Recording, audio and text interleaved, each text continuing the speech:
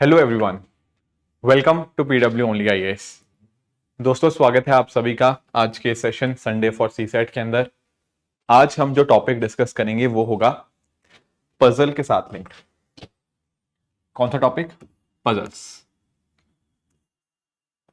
Right. ये topic आज हम थोड़ा डिस्कस करेंगे, अंडरस्टैंड करेंगे कि कितना इंपॉर्टेंट है, कैसे कैसे क्वेश्चन यूपीएससी पूछ सकता है, पास्ट में कैसे पूछे हुए हैं, वो सारी चीजें हम यहाँ पे आज डिस्कस करेंगे। देखो, ये पर्सनली मुझे टॉपिक अपने आप में बहुत पसंद भी है। पता क्यों? मतलब आप लोगों को भी ना कई बार लाइफ में भी इन जनरल चैलेंजेस पजल्स आती रहती हैं। कभी सोशल मीडिया के ऊपर हम लोग देखते हैं, या वैसे ही इन जनरल कभी दोस्तों में बैठे हुए हैं तो कुछ इंटरेस्टिंग कोई किसी ने पजल बोल दिया है ना, तो उसको सॉल्व करने में एक दिमाग लगता है। तो वैसे ही कई बार कुछ पजल्स यूपीएससी भी हमसे पूछ लेता है। तो क्या करेंगे, कुछ एक पजल्स आज भी हम यहाँ पे सॉल्व करने की कोशिश करेंगे, अटेम्प्ट करेंगे कुछ एक आइडियाज को, राइट। तो काफी इंटरेस्टिंग ये सेशन होने वाला है, थोड़ा दिमाग लगेगा इसके ऊपर, राइट। तो कोशिश करेंगे कि अच्छे से पेन पेपर लेके बैठे ताकि आप साथ मिलकर सॉल्व कर पाए। मैं सॉल्व करता हुआ देखूंगा या आप मुझे देखोगे सॉल्व करते हुए तो आसान लगेगा, पर जब खुद पॉज करके खुद सॉल्व करने की कोशिश करोगे तब थोड़ा सा टाइम लगता है, ठीक है ना। अब रही बात इस चैप्टर के इंपॉर्टेंस की। देखो यहाँ पे ना ये चैप्टर की इंपॉर्टेंस बता पाना थोड़ा मुश्किल है। अगर मैं बात करूं डायरेक्टली, तो डायरेक्टली यूपीएससी ने ज्यादा क्वेश्चन इस पे नहीं पूछे हुए हैं। पहले बहुत ज्यादा पूछता था, अब पिछले कुछ टाइम से थोड़ा सा कम हुआ है यहां से क्वेश्चन पूछना, या कह लो कि क्वेश्चन बहुत ही रेयरली पूछे जाते हैं पिछले 2-3 साल के अंदर। बट पॉइंट ये है कि यहाँ पर जो आप थिंकिंग या जो आप सोचने का तरीका या जो प्रोसेस होता है वो समझते हो ना, तो कहीं ना कहीं बाकी और टॉपिक्स के अंदर ये इनडायरेक्टली आपको जरूर मदद करेगा, ठीक है। तो एक काम करते हैं, फिर बिना कोई टाइम वेस्ट किए हुए स्टार्ट करते हैं आज के सेशन को। अब आज के सेशन में ना बहुत ज्यादा क्वेश्चंस हैं, ठीक है। ये जैसे स्लाइड नंबर 1 है ना, तो काफी ज्यादा स्लाइड्स हैं इस पर्टिकुलर के अंदर। कुछ एक क्वेश्चन मैं आपको कराऊंगा, कुछ एक क्वेश्चन आपके होमवर्क रहेंगे। पता है क्यों? देखो, पजल्स के अंदर करना अच्छी बात है, मतलब वीडियोस देखना अच्छी बात है, बट स्टिल जब तक आपने खुद अपने एंड पे इसको प्रैक्टिस नहीं किया तब तक आप इस टॉपिक में अच्छे नहीं हो सकते। The end point is simple, ठीक है।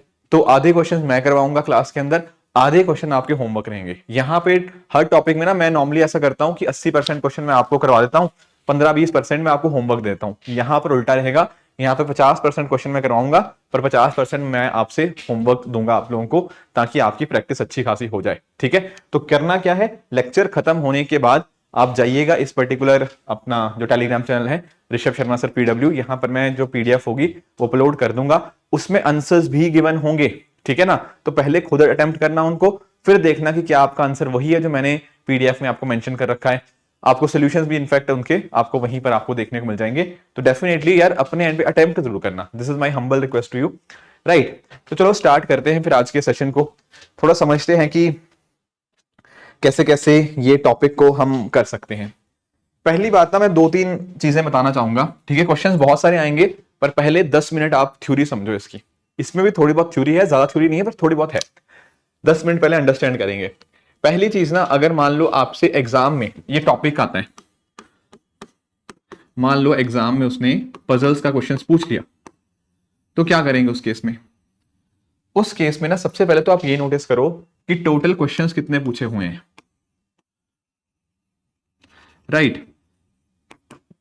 इसमें पता क्या होता है, कई बार ऐसा होता है कि आपको कुछ स्टेटमेंट दे दी गई होती है लंबी चौड़ी, उसके बाद क्वेश्चन नंबर 1 इस पर्टिकुलर पैसेज से link, question number 2, question number 3, ऐसे मल्टीपल क्वेश्चन हो सकता है कि एक ही पजल के साथ लिंक्ड हो। तो अगर तो आपको पजल थोड़ा एक आइडिया लेने से या ओवरव्यू देखने से आसान लग रही है तो आप कर सकते हो। अदरवाइज अगर मान लो ऐसा है ना कि पजल बड़ी लंबी चौड़ी सी दे रखी है और बाद में सिर्फ एक क्वेश्चन पूछा गया है, तो उसकी ना स्टार्टिंग में सेंस नहीं बनती करने की। मैंने आपको हमेशा यही बोला है कि आपको ना कोशिश ये करनी चाहिए कि आप जब आप एग्जाम दे रहे हो यूपीएससी सीएससी का, सीसेट का, तो उस केस में सबसे आसान क्वेश्चन सबसे पहले सॉल्व करो, मीडियम वाले फिर बीच में, एंड अगर कुछ मुश्किल क्वेश्चन अगर रह भी गए तो कोई दिक्कत वाली बात नहीं है। तो अगर ऐसा कुछ आता है कि क्वेश्चन बहुत लंबा सा है, सेट बहुत लंबा सा है, पर क्वेश्चन बहुत ही कम है, तो ऐसे क्वेश्चन को स्टार्टिंग में करने की कोई जरूरत नहीं है। कई बार मैंने नोटिस किया है, कई बार बच्चे ना स्टार्टिंग ऑफ द क्वेश्चन के अंदर या पेपर के अंदर अपना पजल उठा लेते हैं, 10 मिनट उसी पजल को करते रहते हैं। होती है तो भी अच्छी बात है, मतलब नहीं होती तो बहुत ही खराब बात है। पर कई बार ऐसा होता है कि अगर हो भी जाए ना, उस केस में हमने इतना ज्यादा टाइम वेस्ट कर दिया होता है ना, हमें दिमाग में डर लगने लग जाता है कि यार शिट, 10-15 मिनट तो मैंने यही वेस्ट कर दिए, अब बाकी पेपर मैं कैसे कंप्लीट करूंगा। एंड वहां से एक पैनिक आ जाता है, एंड पैनिक के चक्कर में आते हुए क्वेश्चन भी हम कई बार नहीं अटेम्प्ट कर पाते। तो इसलिए मैं कह रहा हूं पजल का क्वेश्चन आएगा अगर, तो थोड़ा सा आप latter part of the exam में उसको सॉल्व करिएगा। ठीक है, चलो ये बात तो समझ आई, ठीक है, कि कैसे इसको करना है। अब कुछ एक चीजें मैं आपको बताना चाहूंगा। पहली चीज तो ना, जब भी आप कभी एक सेट को पढ़ोगे, एक आपकी पजल को पढ़ोगे, तो पहले तो आप उसकी स्टेटमेंट्स को पढ़ो, जो भी उसने स्टेटमेंट्स दे रखी हैं, एंड वहां पर ना आप उसके कॉरस्पॉन्डिंग वेरिएबल्स कितने हैं, उन वेरिएबल्स को पहले आप आइडेंटिफाई कर लो। अब आप पूछेंगे सर ये वेरिएबल क्या है? जैसे ना कई बार क्वेश्चन आते हैं कि मान लो 3 लोग हैं एबीसी, राइट, एंड ये एबीसी लोग 3 अलग अलग सिटीज में रहते हैं, दिल्ली, मुंबई, कोलकाता। ये नहीं पता कौन कहां रहता है, पर 3 सिटीज हैं हमारे पास, एंड साथ ही साथ उनके जो कपड़े का रंग जो होता है वो रेड, ब्लू और ग्रीन होता है। तो यहां पर आप नोटिस कर पाओगे भाई, एक वेरिएबल तो उनका नेम है जो कि एबीसी था, दूसरा वेरिएबल उनका सिटीज हो गया, एंड तीसरा जो कलर उन्होंने पहना हुआ है वो हो गया, राइट। तो सबसे पहले तो नंबर ऑफ वेरिएबल्स आइडेंटिफाई करना अपने आप में बहुत इंपॉर्टेंट हो जाता है, क्योंकि नंबर ऑफ वेरिएबल्स हमें पता होंगे, उसी के हिसाब से हम टेबल बना पाएंगे। ठीक है, अब क्या होता है ना कि कई बार कुछ स्टेटमेंट्स के अंदर उसने हमें डेफिनेट इंफॉर्मेशन दे रखी होती है, कई बार स्टेटमेंट्स के अंदर हमें इनकम्प्लीट इंफॉर्मेशन दे रखी होती है। अब आप पूछेंगे इनका मीनिंग क्या है, डेफिनेट का मतलब क्या है, या इनकम्प्लीट इंफॉर्मेशन का क्या है? देखो, कई बार उसने स्टेटमेंट में ऐसे लिखा होगा कि द पर्सन, या rather should say, Ankit wears blue colour. अब ये डेफिनेट है, अंकित ने ब्लू कलर पहना हुआ है, इस वाली इंफॉर्मेशन के अंदर डेफिनेट चीजें हमें पता है। तो जब भी आपके पास डेफिनेट इंफॉर्मेशन हो ना, उस स्टेटमेंट को आप सबसे पहले इस्तेमाल करो। ठीक है, यहां से आपका क्वेश्चन बनना स्टार्ट होगा। जहां पर भी आपको डेफिनेट इंफॉर्मेशन दे रखी है, आप फटाफट से टेबल फिल करने की कोशिश करो। घबराना मत, अभी मैं करवाऊंगा कैसे करते हैं। और अगर मान लो किसी चीज में इनकम्प्लीट इंफॉर्मेशन है, उसको आप बाद में करोगे, वहां पर आप मार्क लगा सकते हो, यार ये वाली स्टेटमेंट अभी बची हुई है। इनकम्प्लीट इंफॉर्मेशन का अगर एग्जांपल बताऊं, जैसे मैंने बोल दिया the person who is from Calcutta wears blue colour. अब हमें नहीं पता यार ये कैलकाटा वाला पर्सन कौन है, पर हमें इतना पता है कैलकाटा वाला बंदा ब्लू कलर को पहनता है। तो ये वाली स्टेटमेंट बाद में यूज होनी चाहिए। सबसे पहली स्टेटमेंट क्या थी कि अंकित वियर्स ग्रीन कलर, वो स्टेटमेंट पहले हम अपने टेबल में फिल करेंगे, उसके बाद हम इस वाले मुद्दे पे आएंगे। तो कौन से ऑर्डर में हमें अपनी स्टेटमेंट्स को पिक करना है ना, वो भी कहीं ना कहीं डिटरमिन करता है कि हम अपनी पजल को 2-3 मिनट में सॉल्व कर पाते हैं, या उसमें 7-8 मिनट हमें लग जाते हैं। समझ गए इस बात को? समझ गए इस बात को? ठीक है। अब कई बार ना हमारे सामने कुछ ऐसी चीजें आती हैं, ये कुछ मैं ना तरीके बता रहा हूं कि पजल सॉल्व करना आसान कैसे हो जाता है। नहीं तो कई बार बच्चों को पता ही नहीं लगता कि पजल सॉल्व कैसे करें। कई मिनट, कई आधा घंटा भी बच्चे लगा देते हैं कई बार। बट एनीवेज, कई बार ना कुछ स्टेटमेंट्स आपकी नेगेटिव सेंस में होती हैं। जैसे फॉर एग्जांपल मैंने एक स्टेटमेंट आपको बोली कि अंकित लिव्स इन कैलकाटा, ठीक है, ये एक पॉजिटिव स्टेटमेंट थी, हमें डेफिनेट इंफॉर्मेशन मिल चुकी है कि अंकित कैलकाटा में रहता है। कई बार नेगेटिव स्टेटमेंट होती है। नेगेटिव का मतलब क्या? नेगेटिव का मतलब होता है उसने दिया होता है कि Ankit does not live in Mumbai और चेन्नई।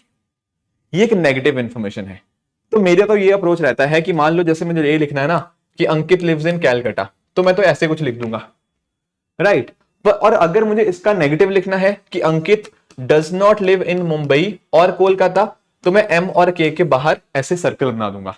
आपके लिए कुछ और चीज भी हो सकती है, पर इसको देखने से ना आपको पता लग जाएगा। इसका मतलब है कि अंकित कैलकाटा में रहता है, इसका मतलब है कि अंकित मुंबई या कोलकाता में नहीं रहता, या मुंबई या जो भी वॉटएवर इस सिटी में नहीं रहता, इसके अलावा किसी और में रह सकता है। हो सकता है ना उसने आपको 10 सिटीज दे रखी हूं, ठीक है, मुंबई, कोलकाता, यहाँ पे कुछ और लिख लो, यहाँ दिल्ली लिख लो, राइट। हो सकता है उसने 10 सिटीज दे रखी हो और हमें उसने बता रखा है कि अंकित मुंबई और दिल्ली में नहीं रहता, तो हम इसको ऐसे रिप्रेजेंट कर सकते हैं, हमारे दिमाग में क्लैरिटी हो जाएगी। अदरवाइज लिखने को आप ऐसे भी लिख सकते हो कि अंकित मुंबई, फिर मुंबई को काट दिया, बट अपने आप में ना बहुत ही रिप्रेजेंटेशन अपने आप में बड़ा ही खराब सा हो जाता है, पेपर के ऊपर हम लिख नहीं पाते।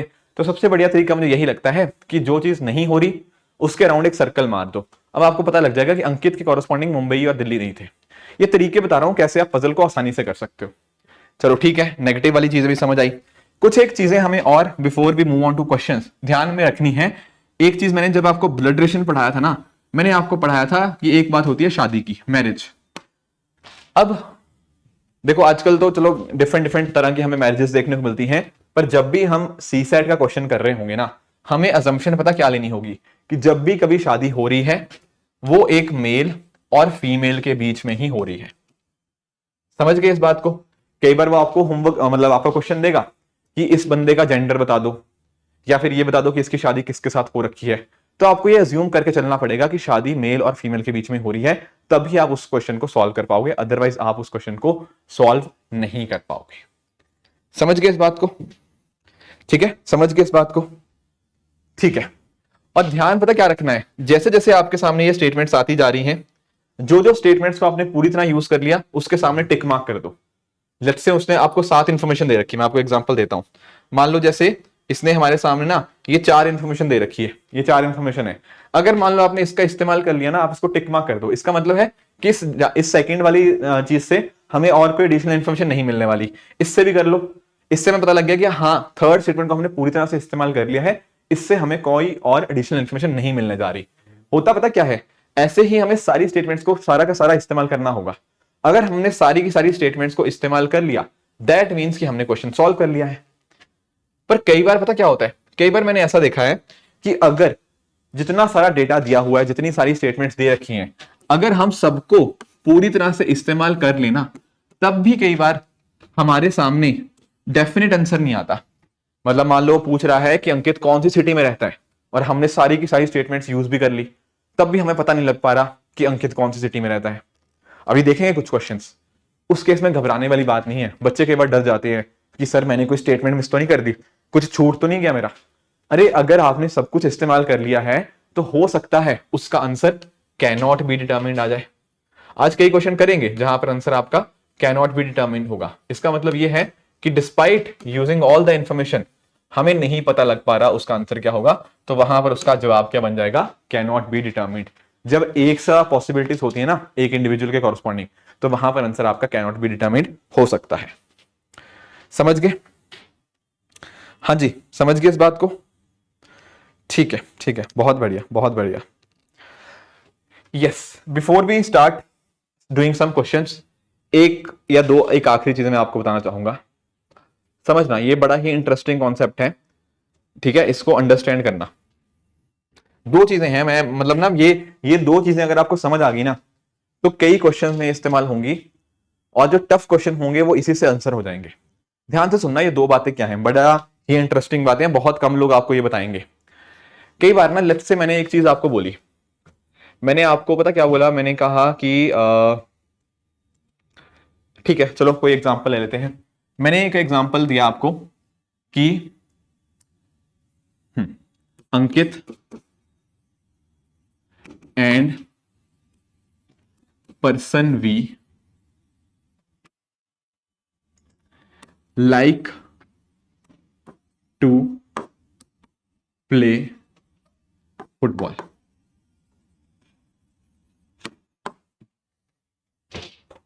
ठीक है, या अगर पर्सन वी नहीं समझ आ रहा, इसको आप ले लो वैभव। इसका मीनिंग क्या हुआ, Ankit and Vaibhav like to play football. आप बोलोगे सर अंकित को भी फुटबॉल खेलना पसंद है, वैभव को भी, बिल्कुल ठीक है, यहां पर तो दिख रहा है, पर क्वेश्चन के अंदर ना बच्चे कई बार नहीं रियलाइज कर पाते। इसका मीनिंग ना ये भी समझो कि अंकित एक अलग पर्सन है, वैभव एक अलग पर्सन है। पता क्या होगा आगे क्वेश्चंस के अंदर, अगर मैं इसको ऐसे लिख दूंगा, Ankit and person we like to play football, इसका मतलब क्या हुआ, अंकित एक इंसान है, वी इंसान कोई है, पर वो वी इंसान अंकित नहीं हो सकता। Do you get my point? यहां मैंने जैसे अभी वैभव लिखा था, Ankit and Vaibhav like to play football, तो इसका मतलब क्या था, इसका मतलब अंकित एक इंसान था, वैभव कोई दूसरा इंसान था। अगर मैं वैभव की जगह यहां पे पर्सन वी लिख रहा हूं, व्हाट डज दिस मीन, इसका मीनिंग भी सेम है कि अंकित एक अलग इंसान है, जो पर्सन वी है वो एक अलग इंसान है। अगर मुझे वी की वैल्यू निकालनी ना कि वी कौन है, तो वी का कोई भी पर्सन हो सकता है, पर वो अंकित नहीं हो सकता, क्योंकि अंकित एक अलग इंसान है। Do you get my point? ये बात आपको पता होनी चाहिए। जैसे मैंने आपको और एग्जाम्पल दे दिया, ठीक है, लेट्स से मैं आपको बोल दूं रामेश लाइक्स टू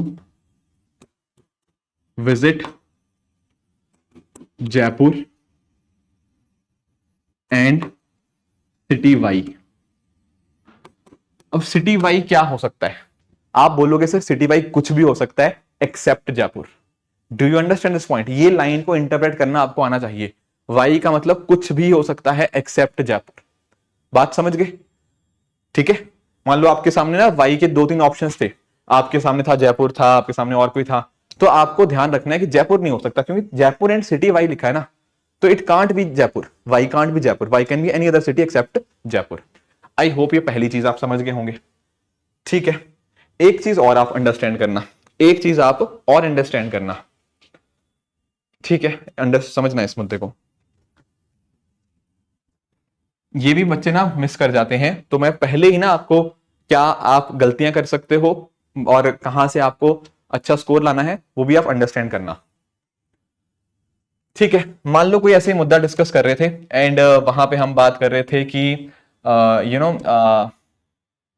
मान लो किस चीज की बात हो रही थी, आपके क्लोथ्स की बात हो रही थी लेट्स से, ठीक है, और क्लोथ्स के रिगार्डिंग, या क्लोथ छोड़ो कोई और एग्जांपल ले लेते हैं, हम ले लेते हैं आपकी लेट्स से, हाँ लेट्स से 3 चीजें थी, ठीक है, एक था लेट्स से टॉवल, एक था लेट्स से बेडशीट, राइट, और एक है मान लो कोई तीसरी चीज, लेट्स से आपका मैंने बोल दिया एक है कोई शर्ट। ठीक है, अब मैंने बोला कि 3 हमारे पास आइटम्स हैं, टॉल, बेडशीट और शर्ट, इस तरह से 3 आइटम्स हैं हमारे पास, ठीक है, और मैंने बोल दिया है कि कुछ इनके रंग भी हैं, किसी का रंग रेड है, किसी का ब्लू है, किसी का ग्रीन है, ठीक है, और मैंने एक स्टेटमेंट यूज किया और उसमें मैंने बोल दिया कि Ankit loves to sleep on red bedsheet, या Ankit does not love to sleep on red bedsheet. इसका मतलब पता क्या है? जब मैंने बोल दिया Ankit does not like to sleep on red bedsheet, इसका मतलब पता क्या है? बेडशीट जो भी होगी उसका रंग रेड गिवन है ऑलरेडी। अब आपके सामने एक इंफॉर्मेशन तो गिवन है कि बेडशीट इज रेड। अब टॉवल क्या हो सकता है? Towel could be anything, it could be blue और green, shirt could be blue और ग्रीन, पर ये रेड नहीं हो पाएंगे। अगर मैंने बोल दिया कि सबका कलर अलग अलग है, अगर मैंने ये बोल दिया कि सबका कलर अलग अलग है, उस केस में बोल रहा हूं, ठीक है, मतलब स्टेटमेंट अगर सिंपल ये थी कि अंकित को रेड बेडशीट के ऊपर सोना पसंद नहीं है, तो हमें पता लग गया कि बेडशीट का रंग है रेड, तो मैंने फटाफट बेडशीट रेड मार्क कर दिया। और जब मुझे ये पता लगा कि सबका तीनों वस्तुओं का रंग अलग अलग था, तो मैंने ये देखा कि टॉवल का रेड कलर रेड नहीं हो सकता, शर्ट का कलर रेड नहीं हो सकता। बात समझ गए? बात समझ गए? यहां तक किसी को कोई दिक्कत? हाँ जी, यहां तक किसी को कोई दिक्कत? ठीक है, फिर एक काम करते हैं, स्टार्ट करते हैं, बिल्कुल बेसिक क्वेश्चन से स्टार्ट करेंगे, जैसे जैसे लेक्चर्स आगे चलते जाएंगे अकॉर्डिंगली उसका लेवल धीरे धीरे करके बढ़ता रहेगा। ठीक है, 18 मिनट हमने डिस्कस किया, कुछ बेसिक्स ही थे अभी तक जो डिस्कस किए, पर ये इंपॉर्टेंट है, क्योंकि अगर हमें टेक्निक ही पता नहीं होगी ना कि पजल को सॉल्व कैसे करते हैं, फिर हमें थोड़ी मुश्किल आएगी ही आएगी सॉल्व करने में। तो पहले बेसिक से स्टार्ट करेंगे, फिर अकॉर्डिंगली एडवांस लेवल तक बढ़ते रहेंगे।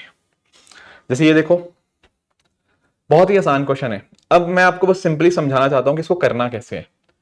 कई बार ना बच्चे कंफ्यूज आते हैं कि सर क्या लिखा हुआ है यहाँ पे, ठीक है, यहाँ पर पूछ रहा है कि 3 लोग हैं, उनको अलग अलग क्या है, अलग अलग गेम खेलना पसंद है और अलग अलग आइटम खाना पसंद है, तो किसको कौन सी आइटम पसंद है और कौन सी खेलना पसंद है, इसको सॉल्व कैसे करेंगे? देखो सिंपल सी चीज है, आप ना इस तरह से एक टेबल बना सकते हो। 3 लोग हैं, कौन लोग हैं? पहले वेरिएबल आइडेंटिफाई करो, वो याद करो step by step. Variable identify करो, डेफिनेट स्टेटमेंट को उठाओ, जो आपकी इनकम्प्लीट इन्फॉर्मेशन थी उसको उठाओ। तो वेरिएबल तो है सर, एक तो नाम है लोगों के, अंकित, वैभव और प्रिया। और क्या है वेरिएबल? वेरिएबल है कौन सी गेम खेलते हैं, और वेरिएबल क्या है, उनको क्या पसंद है। ठीक है, अब देखो यार, या तो आप ऐसे इंफॉर्मेशन तक पहुंच जाओ अपने आप ही खुद ही, राइट, या फिर आप पता क्या कर सकते हो, आप यहां पे अभी ना इसकी पॉसिबिलिटीज लिख सकते हो। 2 तरीके समझाऊंगा, या इसकी पॉसिबिलिटी लिख लो कि अगर मैं बात करता हूं किसकी, आपकी स्पोर्ट की बात कर रहा हूं, और यहां पर बात कर रहा हूं इसके आइटम की, तो अंकित के सामने क्या हो सकती है? 3 आइटम्स हो सकती हैं। कौन सी आइटम? सॉरी, स्पोर्ट कौन सी हो सकती है आपकी? क्रिकेट, फुटबॉल, हॉकी, है ना, सबके लिए इनमें से कोई एक होगा। मैंने ऑप्शन लिख दिया यहाँ पे, तीनों में से एक होगा, CFH, कोई दिक्कत नहीं। आइटम में क्या हो सकता है आपका? जलेबी हो सकता है, लड्डू हो सकता है, बर्फी, है ना, it could be any of these things. अभी तक तो मैंने इन्फॉर्मेशन उठाई नहीं है, अब मैं क्या करूंगा, अब मैं इन्फॉर्मेशन उठाना शुरू करूंगा। अब इसकी एक एक इन्फॉर्मेशन उठाओ। जैसे पहला स्टेटमेंट कह रहा है कि वैभव को बर्फी नहीं पसंद, वैभव को बर्फी नहीं पसंद, बर्फी पे मैंने कट कर दिया। क्या मैं पहली इंफॉर्मेशन को पूरी तरह इस्तेमाल कर चुका हूं? हाँ जी, बिल्कुल कर चुका हूं। अंकित को लड्डू और बर्फी खाना नहीं पसंद, अंकित को लड्डू और बर्फी खाना नहीं पसंद, लड्डू बर्फी खाना नहीं पसंद। क्या मैंने सेकंड स्टेटमेंट का इस्तेमाल कर लिया? हाँ जी बिल्कुल। अब नोटिस करो, अंकित का मेरे पास आंसर आ चुका है कि अंकित जलेबी नहीं, अंकित को जलेबी पसंद है। अगर अंकित को जलेबी पसंद है और हर किसी को अलग अलग पसंद है, तो जलेबी बाकियों को पसंद नहीं आ सकती, प्रिया और वैभव को नहीं आ सकती, तो जलेबी यहां से खत्म। और लड्डू एकमात्र विकल्प बचा किसके लिए? वैभव के लिए। तो अंकित का पता लग गया जलेबी, वैभव का पता लग गया लड्डू। वैभव के लिए लड्डू था तो प्रिया के लिए लड्डू नहीं हो सकता, प्रिया का आंसर आ गया बर्फी। बात समझे? ठीक है। स्टेटमेंट 3, प्रिया को हॉकी और फुटबॉल नहीं पसंद, प्रिया को हॉकी और फुटबॉल नहीं पसंद। प्रिया को पसंद क्या है? फिर सिर्फ एक ऑप्शन बचा, क्रिकेट। अगर प्रिया को क्रिकेट पसंद है तो भाई बाकियों को क्रिकेट पसंद नहीं हो सकता। बिल्कुल ठीक बात है। तो थर्ड स्टेटमेंट मैंने पूरी तरह से इस्तेमाल कर ली। चौथी स्टेटमेंट कह रहा है कि वैभव को हॉकी नहीं पसंद। ठीक है भाई, वैभव को हॉकी नहीं पसंद तो वैभव को क्या पसंद होगा? फुटबॉल। एंड अगर वैभव को फुटबॉल पसंद है, फुटबॉल किसी और को पसंद नहीं हो सकता। तो आंसर आ गया, अंकित के लिए हॉकी, वैभव के लिए फुटबॉल, प्रिया के लिए क्रिकेट। इधर देख लो बर्फी, लड्डू और जलेबी। तो इस तरह से बिल्कुल बेसिक एक एग्जांपल से मैंने आपको समझाने की कोशिश करी है कि कैसे आप अपने आंसर्स तक पहुंच सकते हो। ठीक है। अगर आपको ऐसे लिख के करना है, ये थोड़ा मैंने समझाने के लिए आपको किया है, बाकी क्वेश्चन में जरूरत नहीं पड़ेगी। ठीक है। आप ऑटोमेटिकली लिख सकते हो कि जैसे आपने ये नोटिस किया कि प्रिया को हॉकी और फुटबॉल नहीं पसंद, मतलब प्रिया को एक आखिरी चीज पसंद होगी, तो आप डायरेक्टली ये ना बना के सीधा यहां पे आप क्रिकेट लिख दो। राइट। और क्रिकेट यहां पे आ चुका है और आपने देखा हॉकी वैभव का नहीं था, हॉकी नहीं था और क्रिकेट आ चुका है, तो वैभव का फुटबॉल हो गया। तो ऐसे भी कर सकते हो, ये समझाने के लिए था। आगे क्वेश्चंस के अंदर मैं ऐसे नहीं करूंगा, ये तो अब समझाने के लिए करवाया है आपको। आने वाले क्वेश्चन में हम डायरेक्टली इस्तेमाल करते रहेंगे स्टेटमेंट्स को, एंड जो डेफिनेट इंफॉर्मेशन होगी उस पर टिक मार्क करते रहेंगे कि वो कंप्लीट कर चुके हैं, उसका इस्तेमाल हो चुका है। जो आधी अधूरी स्टेटमेंट्स होंगी उनको हम आगे इस्तेमाल करते रहेंगे।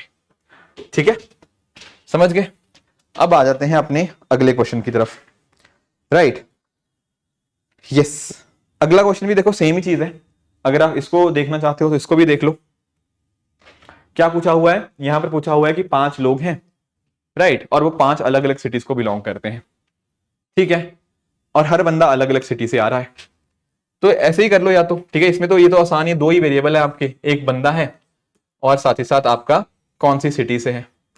कोई दिक्कत नहीं, तो बहुत ही आसान हो जाएगा, है ना। बस एक आपके साथ करा देता हूं, फिर बाकी आप कर लेना खुद। जैसे अब ना देखो, यहां पर ना स्टार्टिंग जब सबसे बढ़िया पता कहां से होती है? जिसके बारे में सबसे ज्यादा इंफॉर्मेशन है। जैसे अगर आप नोटिस करोगे, सी के बारे में खूब इंफॉर्मेशन दे रखी है, या तो सी के बारे में इंफॉर्मेशन खूब सारी दे रखी है, तो सी का अपने आप यहीं से पता लग जाएगा कि सी का सिर्फ पी बचता है। अदरवाइज नहीं पता लगता, आप कोई दिक्कत नहीं, आप जैसे मैं पहले करवा रहा था वैसे कर लो। अगर यहां से दिख रहा है कि सी का पी है तो बहुत बढ़िया, नहीं दिख रहा तो मैंने आपको बताया हुआ है, ऐसे ही लिख लो P Q R S T. थोड़ा टाइम ज्यादा लगेगा स्टार्टिंग में, अदरवाइज डायरेक्टली दिख रहा है तो बहुत जल्दी हो जाएगा। विद टाइम आपको वहां तक पहुंचना पड़ेगा, बट ठीक है, अभी मैं समझाने के लिए आपको समझा देता हूं, पर अगर आपकी ठीक ठाक प्रैक्टिस होगी ना तो आप यहां तक पहुंच जाओगे। ठीक है, इस तरह से ये है। अब एक एक करके उठाते चलो। जैसे इसने क्या कहा, इसने इस वाली स्टेटमेंट में बोला कि सी आर एस टी में बिलोंग नहीं करता, सी आर एस टी में बिलोंग नहीं करता, और यहां पे लिखा था सी क्यू में बिलोंग नहीं करता। लो, सी यहां पर भी खत्म। ऊपर से इसने लिखा था ए भी आर एस टी में बिलोंग नहीं करता, ए भी आर एस टी में बिलोंग नहीं करता। ये लो, अब हमने ये पूरी की पूरी यूज कर ली है ना। अभी ये वाला पूरा यूज नहीं हुआ, थर्ड स्टेटमेंट पूरी यूज हो गई है। और साथ में नोटिस करो, सी के कॉरेस्पॉन्डिंग पी आ चुका है मेरे पास, बाकी तो ऑप्शन है ही नहीं, क्यू आर एस टी खत्म हो गया। और सी का अगर पी आ चुका है तो पी बाकियों के लिए नहीं हो सकता। अग्रीड? बिल्कुल नहीं हो सकता। और फिर ए के लिए क्या बचा? सिर्फ और सिर्फ क्यू बचा। अगर ए क्यू के लिए आ चुका है तो क्यू बाकियों के लिए नहीं हो सकता। चलो बहुत बढ़िया, यहां तक पहुंच गए हैं। अब इसको देखो, इतना तो इस्तेमाल करिए था, C do not belong to Q, B भी क्यू क्यों नहीं है, वो तो हमने ऑलरेडी डिस्कस कर लिया। तो पहला यूज हो चुका है, तीसरा यूज हो चुका है। अब आओ दूसरे पे। यहां पर कह रहा है कि बी जो है ना वो पी एंड आर को बिलोंग नहीं करता। पी का तो हमने देख लिया था, ये भी आ गया कि बी आर को बिलोंग नहीं करता। और दूसरा क्या था, ई जो है वो पी और आर को बिलोंग नहीं करता, ई जो है वो पी और आर को बिलोंग नहीं करता। ओके, आखिरी क्या है, डी और ई क्यू एंड टी को बिलोंग नहीं करते, डी और ई क्यू एंड टी को बिलोंग नहीं करते। ये चारों की चारों इंफॉर्मेशन मैंने इस्तेमाल कर ली। अब देखो बचा क्या, ई के लिए सिर्फ एक ऑप्शन बचा, एस। अगर ई के लिए एस आ चुका है तो भाई एस कहीं और नहीं हो सकता। अब डी के लिए सिर्फ एक ऑप्शन बचा, आर, एंड बी के लिए बचा टी। तो बचा क्या, ए के लिए क्यू, बी के लिए टी, सी के लिए पी, डी के लिए आर और ई के लिए एस। समझ गए? अगर नहीं ऐसे करना था तो सिंपली मैं अगर इसको मैं दोबारा से सॉरी मैं इसको रेप्लिकेट करके जो आसान तरीका या जो फास्ट तरीका है वो आप ऐसे देख लो, ठीक है, कि आपने क्या किया, आपने सीधा देखा, आपने देखा यार पहले अगर आप डायरेक्टली समझ पा रहे हो, उसने लिखा था C R S T belong नहीं करता और सी क्यू में बिलोंग नहीं करता, तो सी के सामने डायरेक्टली आप पी लिख देते क्योंकि क्यू नहीं हो सकता, सी आर एस टी नहीं हो सकता। उसी तरह से ए के लिए क्या है, ए भी आर एस टी नहीं था, है ना, और पी यहां से नहीं था, तो ए के लिए क्या हो जाएगा, ए के लिए हो जाएगा क्यू। इस तरह से आप बाकियों का भी देख सकते हो। Do you get my point? तो फटाफट से भी कर सकते हो, बट इसके लिए चाहिए होती है थोड़ी सी प्रैक्टिस चाहिए होती है। एंड अगर ये प्रैक्टिस हो जाएगी फिर ऐसे जितने मर्जी क्वेश्चन पूछेगा कि भाई बी किसको बिलोंग कर रहा है, ये तो आपने सॉल्व कर लिया तो हो ही जाएगा, ठीक है। तो ऐसे क्वेश्चन आप बहुत आराम से यहां पे कर सकते हो, ठीक है, ठीक है। आई होप यहां तक आप लोगों को सारी की सारी चीजें समझ आ गई होंगी। चलो अगले क्वेश्चन पे आते हैं। ये यूपीएससी ने 2016 में हमसे पूछा था। अब यहां पे कुछ स्टेटमेंट दे रखी हैं, 5 लोगों के बारे में जानकारी है, और ठीक है, तो ये पहला तो चीज है कि 5 लोग हैं, पहला वेरिएबल ये हो गया। दूसरा वेरिएबल में उसने कुछ प्रोफेशंस दे रखे हैं कि कौन आर्टिस्ट है या इस तरह की चीजें हैं, ठीक है। एक चीज उसने बता रखी है कौन शादीशुदा है कौन शादीशुदा नहीं है, राइट। तो ये हमारा तीसरा पैरामीटर हो जाएगा कि किसकी शादी हो रखी है एंड किसकी शादी नहीं हुई। एंड लास्टली मेजरली तो यही बातें हैं, बाकी इसके अलावा एक बंदा है या ब्रदर है, तो जेंडर की भी थोड़ी बहुत बात हुई है, ठीक है। तो अगर आप चाहो ना तो यहाँ पे 4 पैरामीटर्स बना सकते हो अगर आप बनाना चाहते हो, वरना 3 से भी काम चल जाएगा, पर कोई बात नहीं, अगर 4 बनाने 4 बना लो। जैसे 5 लोग हैं, पी क्यू आर एस और टी। अब देख लेते हैं, एक तो देखो प्रोफेशन तो इनका बनना ही बनना है, राइट। उसके अलावा कौन मैरिड है या कौन अनमैरिड है, एंड लास्टली कौन सा इनका जेंडर है, ठीक है। ये बना सकते हो अगर जेंडर वाला बनाना है तो। जो जो लिखा हुआ है वो करते रहते हैं। समझो क्या है, वो कह रहा है कि डॉक्टर, लॉयर और आर्टिस्ट 3 लोगों के बारे में जानकारी है, ठीक है। और जो बाकी लोग क्या होंगे वो फिर नहीं है इनमें से कुछ भी, है ना, उनका प्रोफेशन कुछ और होगा। क्लियर? अगर क्वेश्चन पढ़ने, क्वेश्चन पढ़ लो। क्वेश्चन कुछ ऐसे हैं आपके सामने कि डॉक्टर कौन है, आपका आर्टिस्ट कौन है, एंड आर की शादी किससे हुई है, ऐसे कुछ क्वेश्चन है, ठीक है। Let's try this question. अब देखो यहां पे कह रहा है कि पी और एस स्टूडेंट है। अगर वो स्टूडेंट है तो भाई वो प्रोफेशनल नहीं हो सकते, तो पी और एस के सामने ना आप डाल दो ये स्टूडेंट, ये भी स्टूडेंट, राइट। ये तो हमें पता लग गया इनके प्रोफेशन क्या है। और ये क्या है, ये अनमैरिड है दोनों, तो ये भी अनमैरिड हुआ एंड आपका ये भी अनमैरिड हुआ, ठीक है। अब बाकी चीजें क्या कह रहा है, वो कह रहा है ये वाली इंफॉर्मेशन हम पूरी यूज कर चुके हैं, अनमैरिड वाली भी स्टूडेंट वाली, तो इसको टिक मार्क कर दिया। फिर आगे कह रहा है R is not a doctor, R doctor नहीं है, ये रहा आर, तो आर के सामने डॉक्टर नहीं आएगा। डॉक्टर नहीं आएगा तो क्या आएगा, आप बोलोगे सर या तो लॉयर होगा या आर्टिस्ट होगा, क्योंकि इन तीनों में से आना था, या डॉक्टर या लॉयर या आर्टिस्ट, और उसने बोल दिया डॉक्टर नहीं है तो लॉयर होगा या आर्टिस्ट होगा, ठीक है। अब इसने लिखा है तो ये भी इस्तेमाल हो चुका है मेरा। अब बाकी 3 स्टेटमेंट बची हुई, 2 ही स्टेटमेंट बल्कि बची हुई हैं। अब कह रहा है Q is the brother of P, Q P का भाई है, तो क्यू का जेंडर यहां पे मुझे मिल रहा है, क्यू का जेंडर मुझे मिल गया कि ये मेल है, पी का भाई है, and is neither doctor nor artist. मुझे बताओ उसने क्या लिखा है, जो क्यू है पी का भाई है, एंड क्यू क्या है, ना ही डॉक्टर है ना आर्टिस्ट है। अब डॉक्टर भी नहीं है आर्टिस्ट भी नहीं है, कोई ना कोई प्रोफेशन तो होना ही था, तो क्यू का प्रोफेशन क्या हुआ, क्यू का प्रोफेशन हुआ लॉयर। अगर लॉयर क्यू के सामने आ चुका है तो भैया आर के सामने नहीं आएगा, आर के सामने आर्टिस्ट आ गया, तो बचा क्या, टी के लिए आ गया डॉक्टर। समझ गए इस बात को, समझ गए? तो इस तरह से होता है। और टी तो हमने देख लिया, Q is the brother of P, ठीक है ना, पी का भाई है, okay, and neither doctor nor artist. And एक स्टेटमेंट हमारे सामने यहां पे बची हुई है, राइट, एक स्टेटमेंट हमारे सामने बची हुई है। तो हम स्टूडेंट आ चुका है, ठीक है ना, अनमैरिड अनमैरिड वाली बात आ चुकी है, एंड और कुछ स्टेटमेंट्स आ चुकी हैं। बाकी देखो मेल का पता लग गया, ठीक है। बाकी इसके अलावा और क्या क्या इंफॉर्मेशन हमारे पास कुछ पता लग पा रही है, सोचो क्या कुछ और इंफॉर्मेशन हमारे सामने आ पा रही है किसी के जेंडर के बारे में। यस, यहां पे लिखा है T is a man married to one of the group members. T is a man, male है टी और मैरिड भी है, सही बात है। टी मेल है और उसने लिखा है किसी ग्रुप मेंबर के साथ मैरिड है। मुझे बताओ टी मेल है तो किसके साथ मैरिड होगा, अरे ये दोनों तो अनमैरिड है, और यहां पर ये मेल है, तो टी को आर के साथ ही शादी करनी पड़ेगी, क्योंकि यही एक पॉसिबिलिटी बचती है। समझ गए? तो ये भी मैरिड हुई। कैसे देखा मैंने कहा टी एक मेल है जो मैरिड है, और उसने बोला ग्रुप मेंबर से ही मैरिड है, तो ग्रुप मेंबर में ये तो दोनों अनमैरिड थे और ये मेल था, तो इसके साथ तो हो नहीं सकता। बचा ऑप्शन क्या? सिर्फ और सिर्फ R. That is the thing. ठीक है, तो आर का भी जेंडर हमारे सामने आ चुका है, आर एक फीमेल होंगी। ठीक है ना, एंड बाकी चीजें मैंने आपको यहां पे बताई थी। अब किसी बच्चे के दिमाग में आएगा कि सर ये कुछ ब्रैकेट्स हैं, ये बच गई, ये और ये, इनका क्या करना है? इनका क्या करना है? ये है अननोन। हमें क्यू का बता नहीं रखा कि उनकी शादी हुई है नहीं हुई। हाँ, क्यू मेल जरूर है। पी का जेंडर क्या है नहीं पता, एस का जेंडर क्या है नहीं पता। कल को पूछेगा ना कि क्यू का जेंडर क्या है, सॉरी अपना क्यू का नहीं, पी का जेंडर क्या है, तो रैंडमली कुछ अपनी तरफ से assumption नहीं करेंगे, हम उसको लिख देंगे कैन नॉट बी डिटरमिन्ड। अब आ जाओ अपने क्वेश्चंस की तरफ, अगर ये चीज पता लग गई है तो। यहां पर देखो क्या पूछा है, हु इज द डॉक्टर। कौन था भाई डॉक्टर? डॉक्टर था टी। ठीक है, तो टी हमारे डॉक्टर साहब हो जाएंगे। ठीक है, आर्टिस्ट कौन है? ऐसे क्वेश्चन आराम से हो जाएंगे। आर्टिस्ट कौन था? आर्टिस्ट था अपना आर। ठीक है, आर आर्टिस्ट था, आर इसका आंसर हो जाएगा। And lastly who is the spouse of R. देखो ये पूछा था स्पाउस ऑफ आर, मैंने आपको बोला था शादी होगी तो मेल और फीमेल के बीच में होगी। आर की शादी किसके साथ हुई है? आर की शादी हुई है आपके टी के साथ। ठीक है, तो इसका आंसर बन जाएगा option number B, T. Right. Lawyer, lawyer कौन है? तो लॉयर भी देख लो, लॉयर कौन था? लॉयर कौन था? लॉयर था क्यू। ठीक है, तो ऐसे देखो कई बार ऐसे 4-5 क्वेश्चन आ जाते हैं, और यहां पे पूछा है विच of the following is definitely a man. ठीक है, तो ये देखो डेफिनेटली अ मैन, यहाँ पे हमने देखा मेल कौन था? मेल था आपका क्यू और आपका था टी। ठीक है, ये दोनों मेल थे, बाकियों के बारे में हम कह नहीं सकते एक्सेप्ट आर। ठीक है, तो क्यू एंड आपका जो टी था।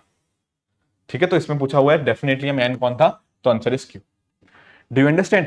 तो यहां पे वर्ड था डेफिनेटली। डेफिनेटली वाले में वो सब नहीं आएगा जो कैन नॉट बी डिटरमिन्ड थे। दो का देखा था ना, दो का जेंडर ही पता नहीं लग रहा था, तो वो सब डेफिनेटली में नहीं आएगा। जो पक्का ही पक्का मेन है, हम उसकी हम बात करेंगे। बाकी दोनों का जेंडर क्या था? बाकी दोनों का जेंडर तो कैन नॉट बी डिटरमिन्ड था। समझ गए इस बात को? ये क्वेश्चंस एक बार प्रैक्टिस करने में कई बार दिक्कत आ सकती है, पर अगर हम रेगुलरली इनको प्रैक्टिस करते रहें तो पजल सॉल्व करना आसान बन जाता है। आई होप ये वाला कॉन्सेप्ट या ये वाला क्वेश्चन आपको समझ आ गया होगा।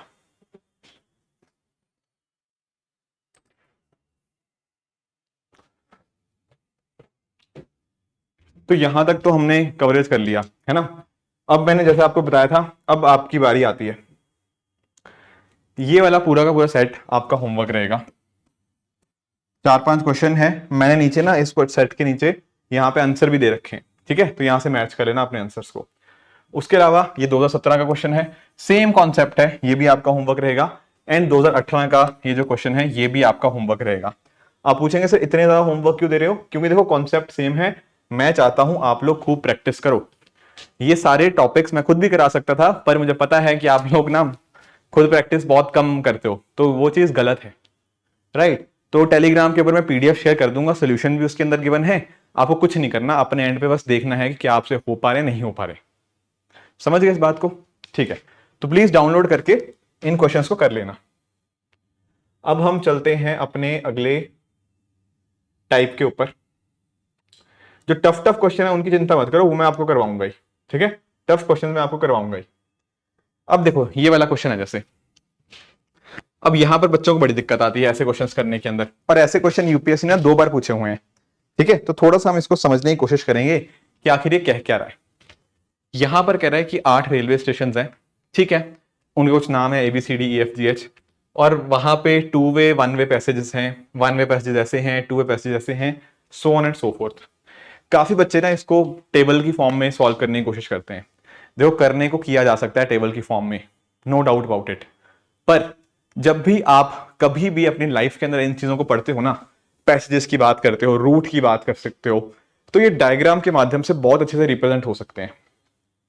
मुझे पता नहीं आप में से कितने लोग इंजीनियर हैं, पर जो लोग इंजीनियर रहे होंगे उन्होंने कभी ना कभी, या कोई इंसान ऑपरेशंस में जो उसने पढ़ा होगा कभी ना कभी ऑपरेशन रिसर्च वगैरह, तो नोटिस किया होगा कि कई बार हम नोट्स बनाते हैं। जैसे फॉर एग्जांपल होता है ना कि यहां से यहां तक जाना है, राइट, ये स्टार्टिंग पॉइंट या एंडिंग पॉइंट, तो हमारे पास अलग अलग रास्ते होते हैं, यहां से जा सकते हैं, ये दूसरा रास्ता हो सकता है, राइट, इस तरह से जा सकते हैं, और हमें निकालना होता था शॉर्टेस्ट डिस्टेंस। राइट, ये बेसिकली एल्गोरिथम्स वगैरह के अंदर आप लोग पढ़ते होंगे अगर आपने पढ़ा हुआ होगा। तो एक्चुअल में ना ऐसे जो क्वेश्चन होते हैं रूट्स वगैरह के, तो वहां पर ना हम क्या कर सकते हैं, हम डायग्रामेटिक फॉर्म के अंदर अगर करने की कोशिश करें ना तो क्वेश्चन को सॉल्व करना काफी आसान होता है। तो इसीलिए हम ये जो क्वेश्चन सॉल्व करेंगे ये भी एक डायग्राम के माध्यम से करेंगे। ध्यान से सुनना मैं क्या कह रहा हूं। जैसे फॉर एग्जाम्पल अलग अलग सेशन है, कोई दिक्कत नहीं, अब जो जो वो लिख रहा है ना बस वो समझते चलो। जैसे वो कह रहा है कि सी से लेकर ए तक ना वन वे पैसेज है। वन वे मतलब आप जा सकते हो पर आ नहीं सकते। तो बेसिकली ये अगर सी है ना तो सी से आपके पास ए तक जाने का रास्ता तो है पर वापस आने का नहीं है। ये पता क्या दिखा रहा है कि आप यहां से यहां तक जा सकते हो, this is one way passage. ठीक है, मैंने इसका इस्तेमाल कर लिया तो मैं इसको मार्क कर दूंगा। फिर आगे कह रहा है कि ई से जी जा सकते हो। अब ई से जी पता ही नहीं कहां पर है, कोई दिक्कत नहीं। और क्या पता है हमारे पास, हमारे पास ये पता है एक जी से सी तक जाने का रास्ता है, जी से सी तक जाने का रास्ता है। तो कुछ ऐसा होगा कि जी से हम जा सकते हैं वन वे पैसेज सी तक का। फिर ये एक बात और कह रहा है, क्या बात कह रहा है, ये बात कह रहा है ई से सी तक जा सकते हो। ई से कहां तक जा सकते हो, सी तक। तो ई भी कहीं यहां पे होगा, लेट से मान लो यहां मैंने मान लिया ई से मैं कह रहा हूं कि सी तक जाने का रास्ता है। बहुत बढ़िया। और क्या है, यहां पर एक चीज है कि ई से आप जी तक जा सकते हो। ठीक है, ई से आप जी तक जा सकते हो, ये रहो। ये ध्यान से एरो बनाना, लिखा ना फ्रॉम ई टू जी, तो जिसकी तरफ टू है उसकी तरफ एरो पॉइंट होना चाहिए। फ्रॉम जी टू सी तो ऐसे पॉइंट होना चाहिए, फ्रॉम ई टू सी ऐसे होना चाहिए, फ्रॉम सी टू ए ऐसे।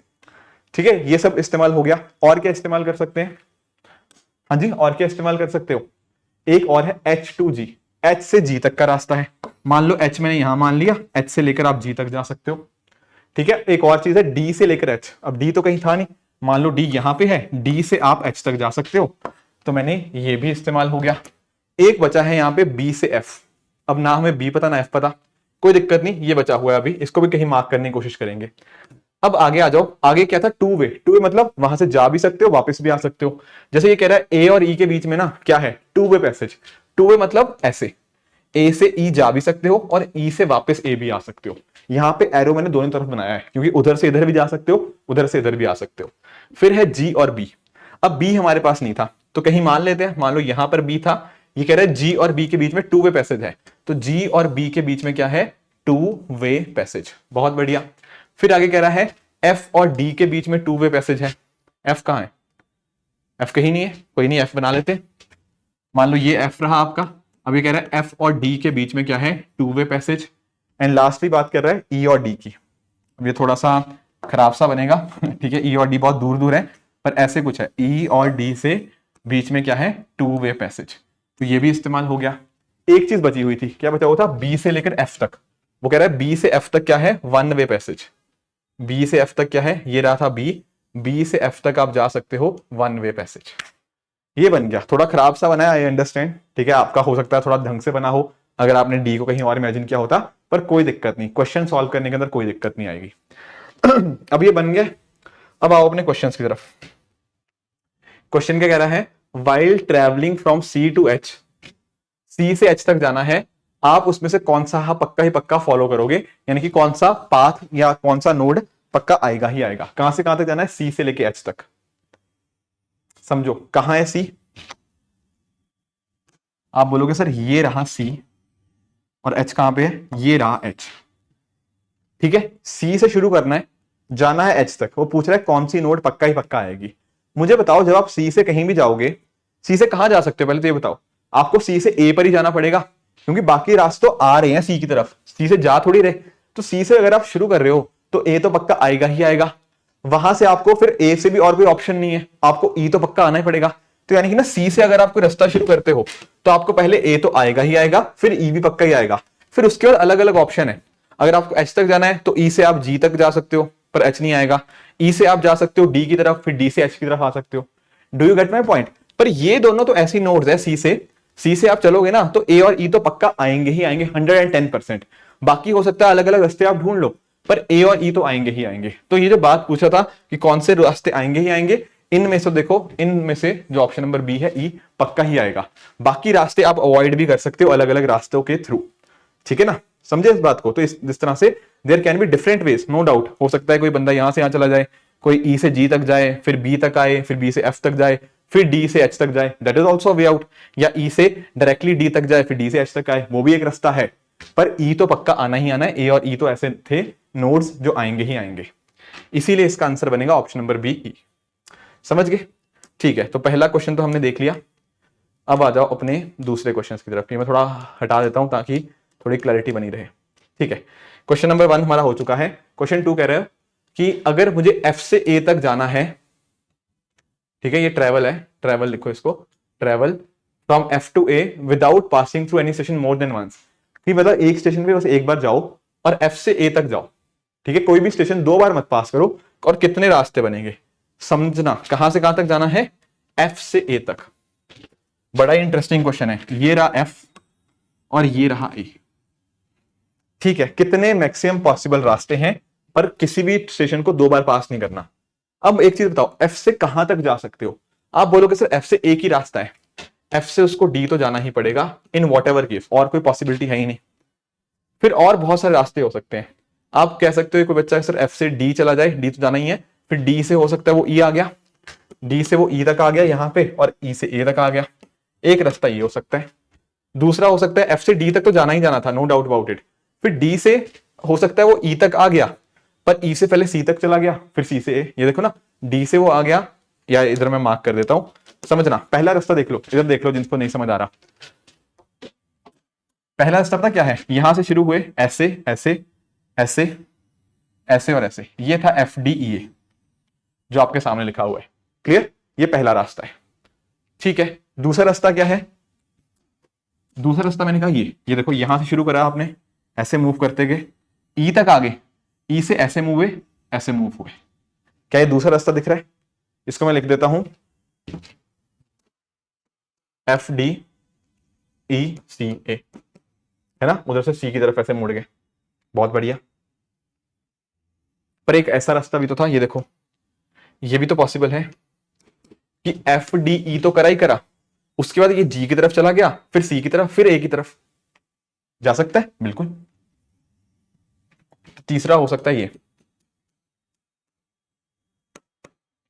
एफ डी ई जी बीच में आ गया, जी सी ए। क्या कोई और रास्ता भी है? हाँ, क्या कोई और रास्ता भी है? आप बोलोगे हाँ सर, ये हम एफ से जब हम डी तक जाते थे और डी से हम ई तक जाते थे, वो तो ये वाले रास्ते हमने कवर कर लिए। ऐसा भी तो हो सकता है, एफ से डी गया, डी से एच गया, एच से जी गया, जी से सी गया, सी से ए गया। हाँ, ये भी तो पॉसिबल हुआ, बिल्कुल। तो ये भी पॉसिबल है, एफ डी एच जी सी। और भी रास्ता पॉसिबल है। देखो एफ से डी तक तो जाना ही था, डी से जब वो ई तक जाता था तो एक रास्ता इधर था, एक रास्ता इधर था, और तीसरा रास्ता इधर था। इसके अलावा और कोई पॉसिबल नहीं। तो ई के माध्यम से तो 3 ही रास्ते थे। दूसरा तरीका क्या था कि डी से वो एच की तरफ चला जाए, एच से जब जाएगा जी तक जाएगा ही, और जी से एक ही ऑप्शन है सी, और सी से भी एक ही ऑप्शन है ए। तो सारे के सारे जो पॉसिबिलिटीज थी हमने लिख दी है यहाँ पे। तो टोटल कितनी पॉसिबिलिटीज आई हैं सर? टोटल आई हैं आपकी 4 पॉसिबिलिटीज। कितनी पॉसिबिलिटीज आई हैं? यहां पे आई है आपकी 4 पॉसिबिलिटीज। क्लियर है ये बात? हाँ जी, हाँ जी, हाँ जी। क्या ये बात आप लोगों को सबको क्लियर है? यस। चलें फिर आगे चलें। और कोई रास्ता तो नहीं दिख रहा आपको?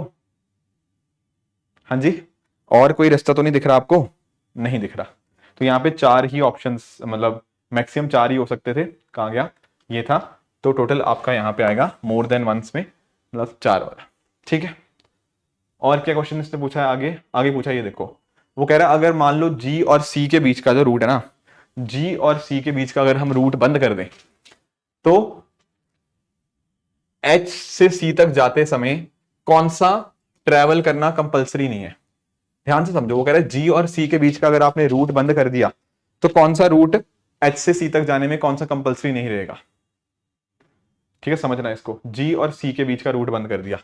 जी और सी का मतलब ये वाला रूट आपने तोड़ दिया। मान लो कंस्ट्रक्शन हो रही थी, अब जाना कहां से कहां तक है? जाना है हमें एच से सी तक। ठीक है, एच से सी तक जाना है, यहां से यहां तक जाना है। वो कह रहा है कौन सा कंपलसरी नहीं है, और ऑप्शन क्या थे? ऑप्शन में था हमारा ई डी ए बी। ठीक है, उसने चारों में पूछा है कि चारों में से कौन सा कंपलसरी नहीं है। ऑप्शन थे E D A B, H से ए तक जाना है। सोच के बताओ कौन सा कंपल्सरी नहीं है इसमें से।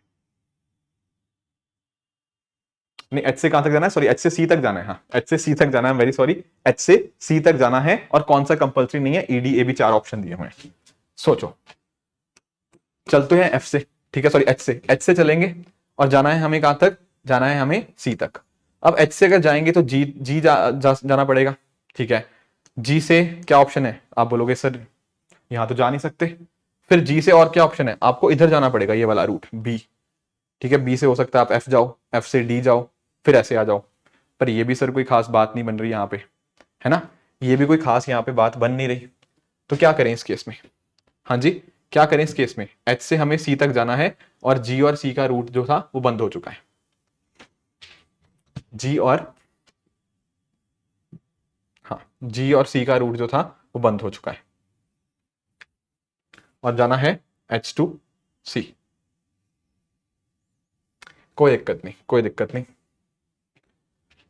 एच के सामने और कोई पॉसिबिलिटी तो है नहीं, जी तक तो जाना ही पड़ेगा, ठीक है। और जी से क्या था, हमने जैसे देखा बी तक जाएंगे, बी से जाएंगे हम एफ, एफ से जाएंगे डी, फिर डी से पता क्या करेंगे, डी से एक ये भी तो ऑप्शन है ई तक जाने का, फिर ई से हम सी तक जा सकते हैं।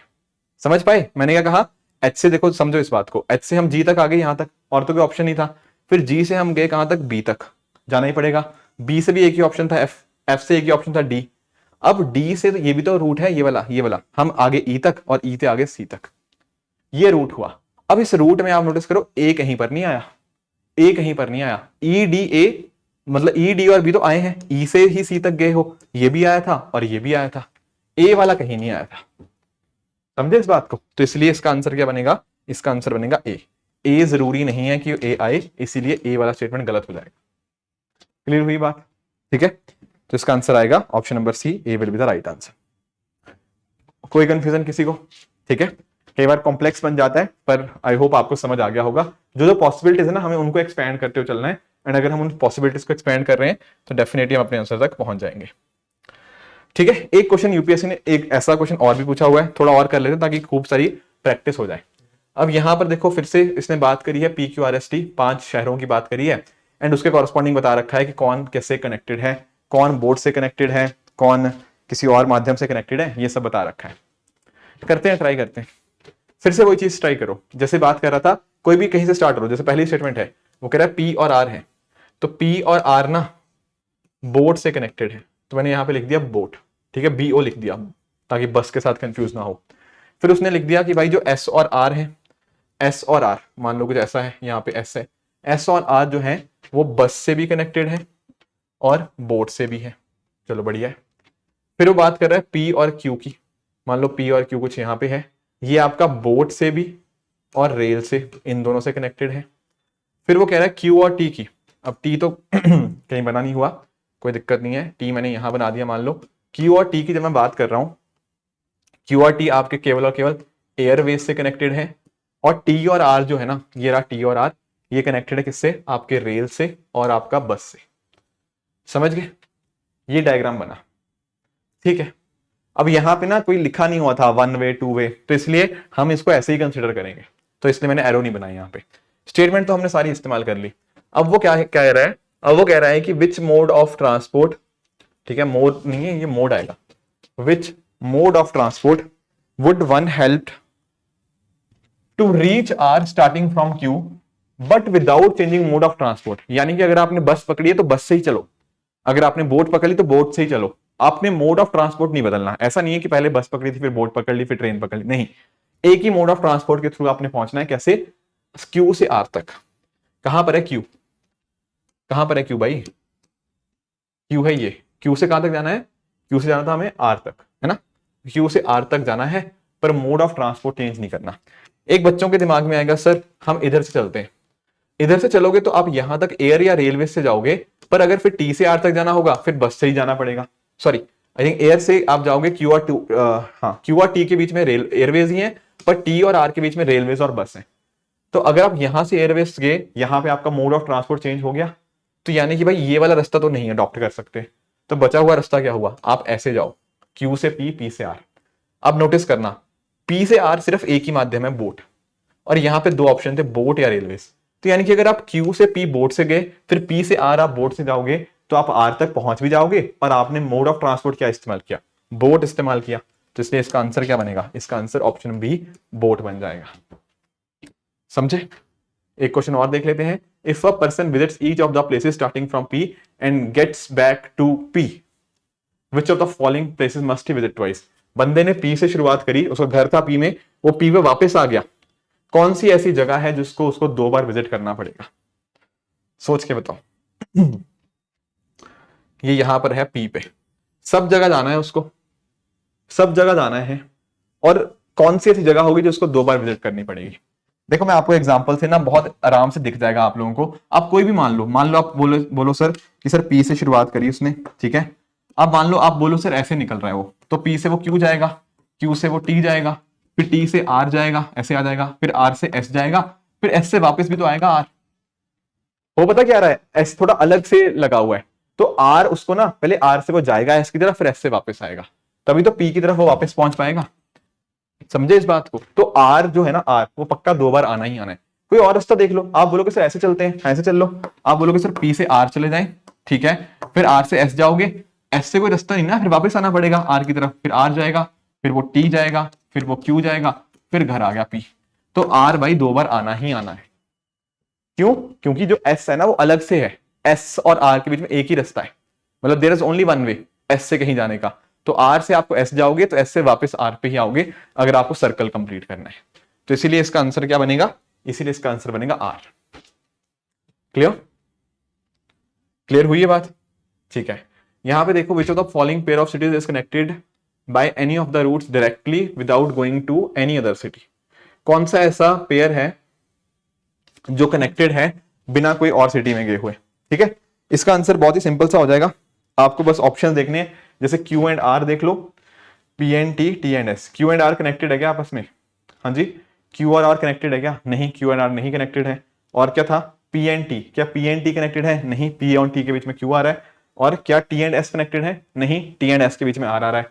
तो एक्चुअल में यहाँ पे कोई भी ऐसा नहीं था, कोई भी पेयर ऑफ सिटीज ऐसा नहीं था जो डायरेक्टली कनेक्टेड है, वहां पे कोई ना कोई और सिटी हमें जाना ही पड़ेगा।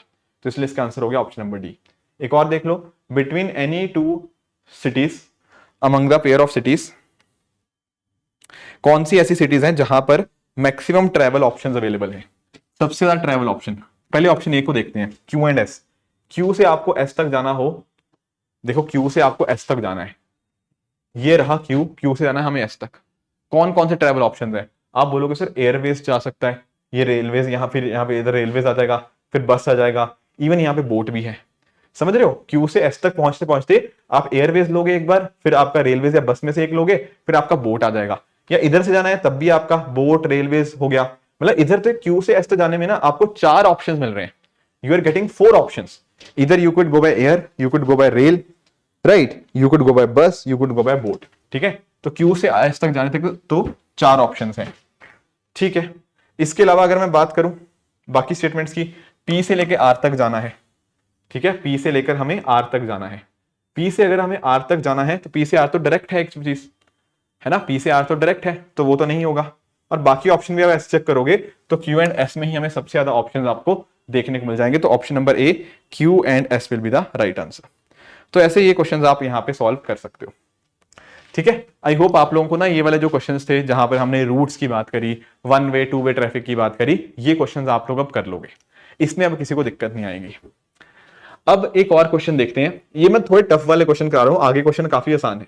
ठीक है, जो टफ वाले हैं हम क्लासेस में डिस्कस कर लेंगे, जो थोड़े मॉडरेट लेवल के हैं वो मैं आपको होमवर्क दे दूंगा।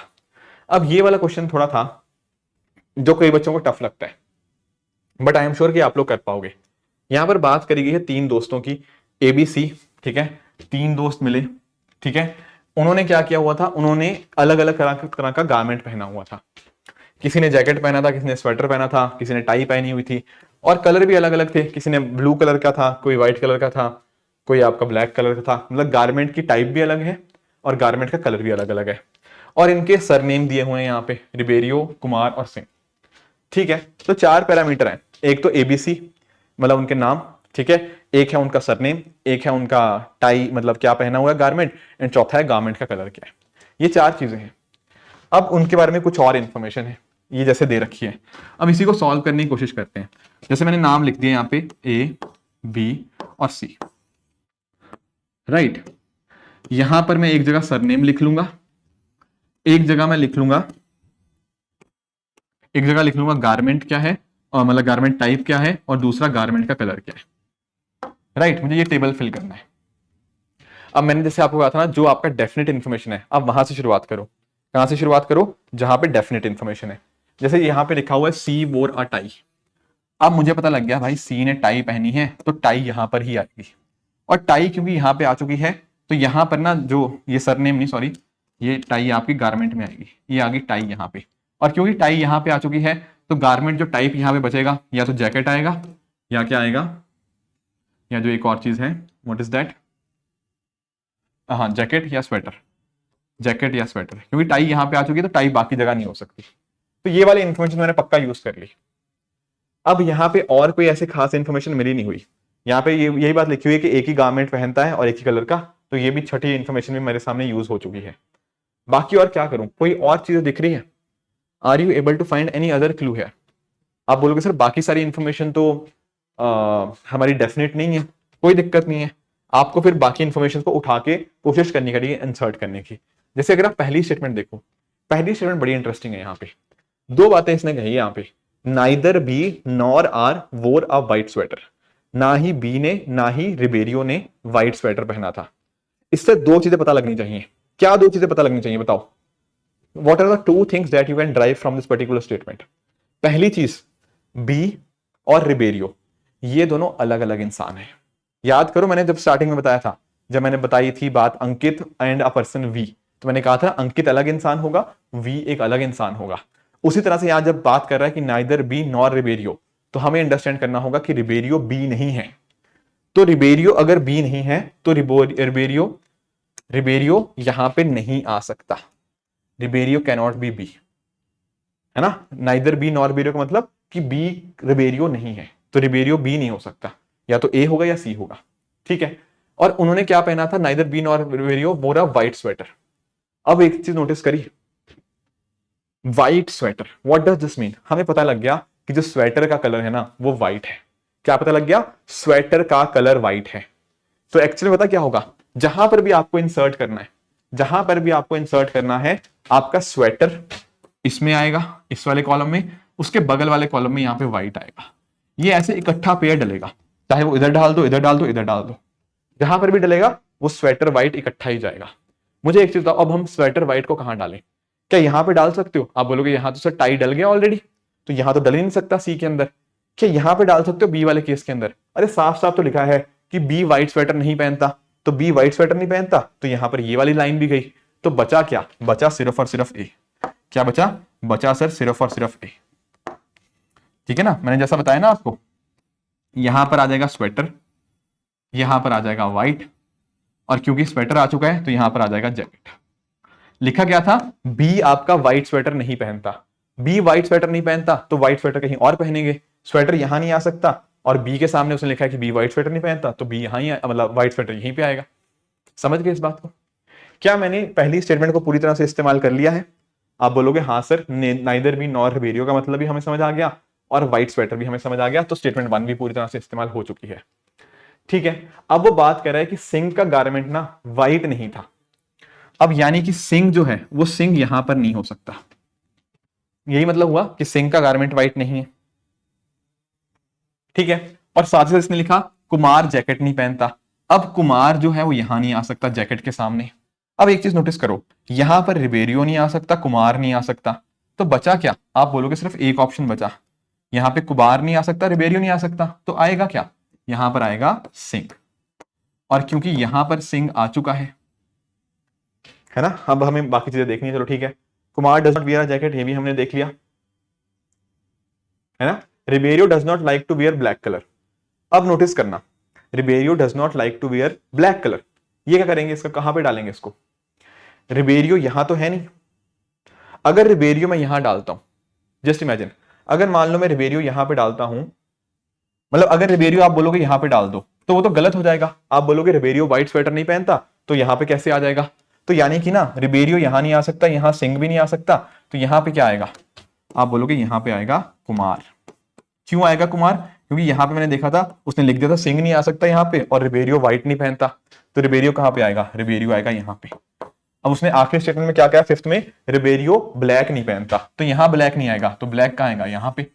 और जो बाकी बच गया कलर, कौन सा कलर बच गया था, कौन सा कलर बच गया था, वो था आपका ब्लू, तो ब्लू यहाँ पे आ जाए। Do you understand? हाँ जी, क्या ये बात समझ आई आप लोगों को? थोड़ा टफ था, कॉम्प्लेक्स था, कम ऑप्शंस थे, बट अगर आपको ये अंडरस्टैंडिंग है कि B, neither B nor Ribeiro का मतलब क्या है कि बी और रिबेरियो अलग अलग इंसान है। दूसरा, व्हाइट स्वेटर का मतलब ये है कि जहां भी जाएंगे ना स्वेटर और व्हाइट, वो इकट्ठे जाएंगे। तो अगर आपने ये फिल कर लिया था स्वेटर और व्हाइट, एंड बाकी चीजें आपको अपने आप फिल हो जाएंगी। अगर किसी बच्चे को नहीं समझ आया कि मैंने कैसे फिल किया, प्लीज वीडियो को 5-7 मिनट पीछे ले जाओ, सारा का सारा दोबारा देख लो, आपको अंडरस्टैंडिंग हो जाएगी। बात समझे इस चीज की? हाँ जी, बात समझे? अगर ये बन चुका है फिर आगे कुछ नहीं है, फिर वो पूछ रहा है सी का सरनेम क्या है, भाई सी का सरनेम रिबेरियो है, ठीक है। आगे क्या पूछ रहा है, आगे पूछ रहा है, हाँ सी का सरनेम रिबेरियो है। आगे पूछ रहा है टाई का कलर क्या है, टाई का कलर क्या है, टाई का कलर ब्लू है, तो ब्लू आ जाएगा, ठीक है। स्वेटर का कलर क्या है, मैंने स्वेटर किसने पहना है, स्वेटर ए ने पहना है, बहुत बढ़िया, ऐसे क्वेश्चन कर लोगे फिर, ठीक है। बस एक बार टेबल बनाने की देरी है, जैसे ही टेबल आपका बन जाएगा वैसे आपका आंसर आ जाएगा। अंडरस्टैंडिंग हुई या नहीं हुई?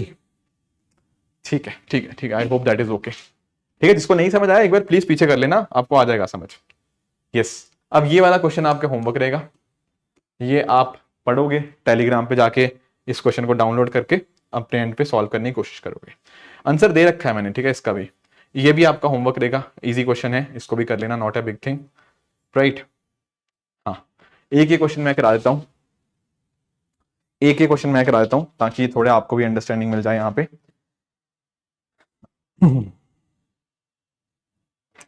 ठीक है, अगला क्वेश्चन बात कर रहा है कि भाई 6 दोस्त हैं या 6 स्टूडेंट्स हैं, उन्होंने एक टेस्ट दिया और हाईएस्ट नंबर या तो सी के आते हैं या एफ के आते हैं, मतलब हाईएस्ट किसका आया है, या सी का आया है या एफ का आया है, ठीक है।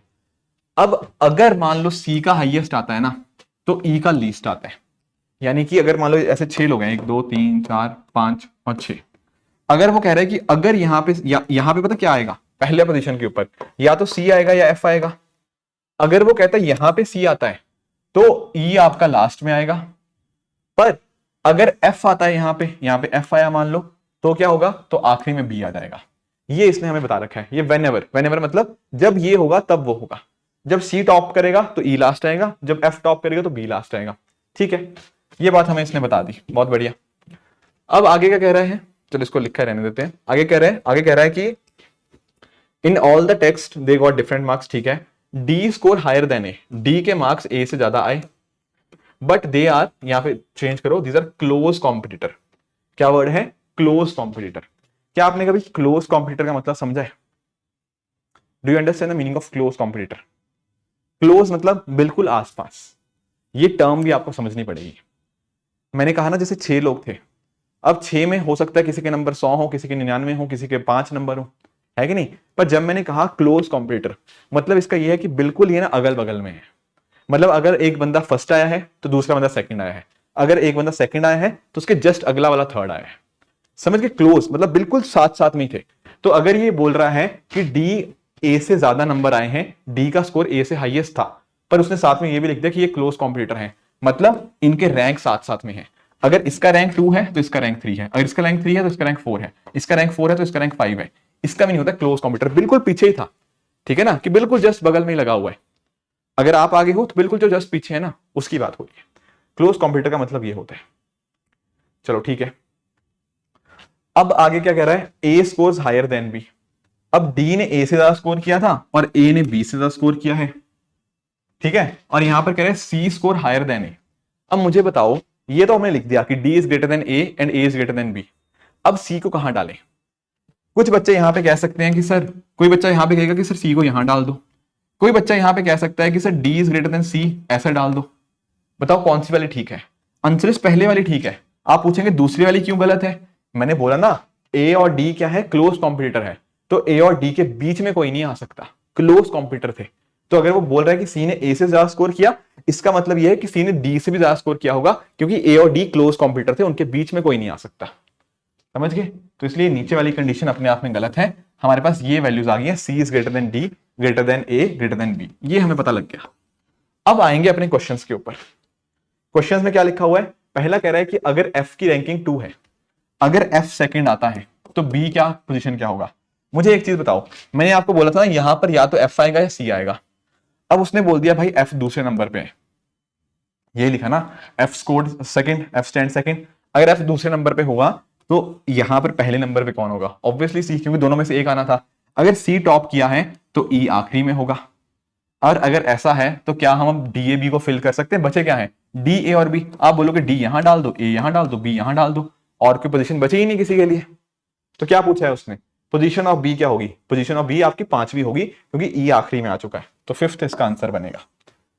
दूसरा है, if B scores the least the rank of C will be. अगर बी ने सबसे लीस्ट स्कोर किया, बी ने क्या किया? बी ने सबसे लीस्ट स्कोर किया, राइट। अगर बी सबसे लीस्ट स्कोर करता है, बी सबसे आखिरी में है, तो मैंने क्या बोला था? जब बी लीस्ट स्कोर करेगा तो एफ हाईएस्ट स्कोर करेगा, तो एफ टॉप कर गया होगा, एफ टॉप कर गया होगा।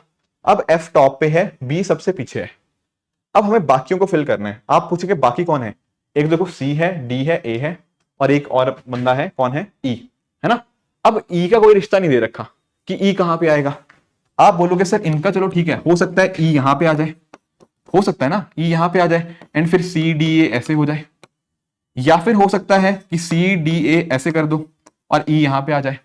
किसी भी केस में ना, अगर आप नोटिस करोगे, या तो सी थर्ड पे आएगा या सी सेकंड पे आएगा। पता है क्यों? क्योंकि सी फोर्थ पे नहीं जा सकता। अगर सी फोर्थ पे चला गया तो डी फिफ्थ में जाएगा और ए सिक्स्थ में जाएगा, पर वो तो हो नहीं सकता, बी ऑलरेडी सिक्स्थ में है। तो एक्चुअल में ना सी की जो मैक्सिमम पोजीशन हो सकती है वो थर्ड हो सकती है, एंड मिनिमम क्या हो सकती है? सेकंड। मिनिमम, क्योंकि फर्स्ट तो पता है हमें, हमें सिक्स्थ भी पता है, और हमें इतना भी पता है कि डी और ए तो सी से छोटे ही हैं, हमें ये भी पता है। तो यानी कि सी को या तो यहां डालो, फिर उसके बाद डाल दो बाकियों को, या सी को थर्ड डालो उसके बाद डाल दो। उसके आगे नहीं डाल पाओगे, यहां नहीं डाल पाओगे सी को, क्योंकि यहां अगर सी को डाल दिया फिर डी कहां डालेगा, ए कहां डालेगा, और बी तो आखिरी इसमें है ही है। तो एफ जो सी की पोजीशन होगी ना, वो सेकंड होगी या थर्ड होगी। इसलिए जो पूछा था सी की पोजीशन क्या होगी, दैट इज सेकंड और थर्ड। जल्दबाजी मत करना, अगर आप ऑप्शन ए लगा दोगे यहां पे कि सेकंड होगा तो स्टेटमेंट गलत हो जाएगा। समझे इस बात को? तो पूरा अच्छे से पढ़ा करो। It could be either second, it could B third also. तो इसलिए इसका आंसर बनेगा option number D will be the right answer. ठीक है, यहां पे एक और देख लो।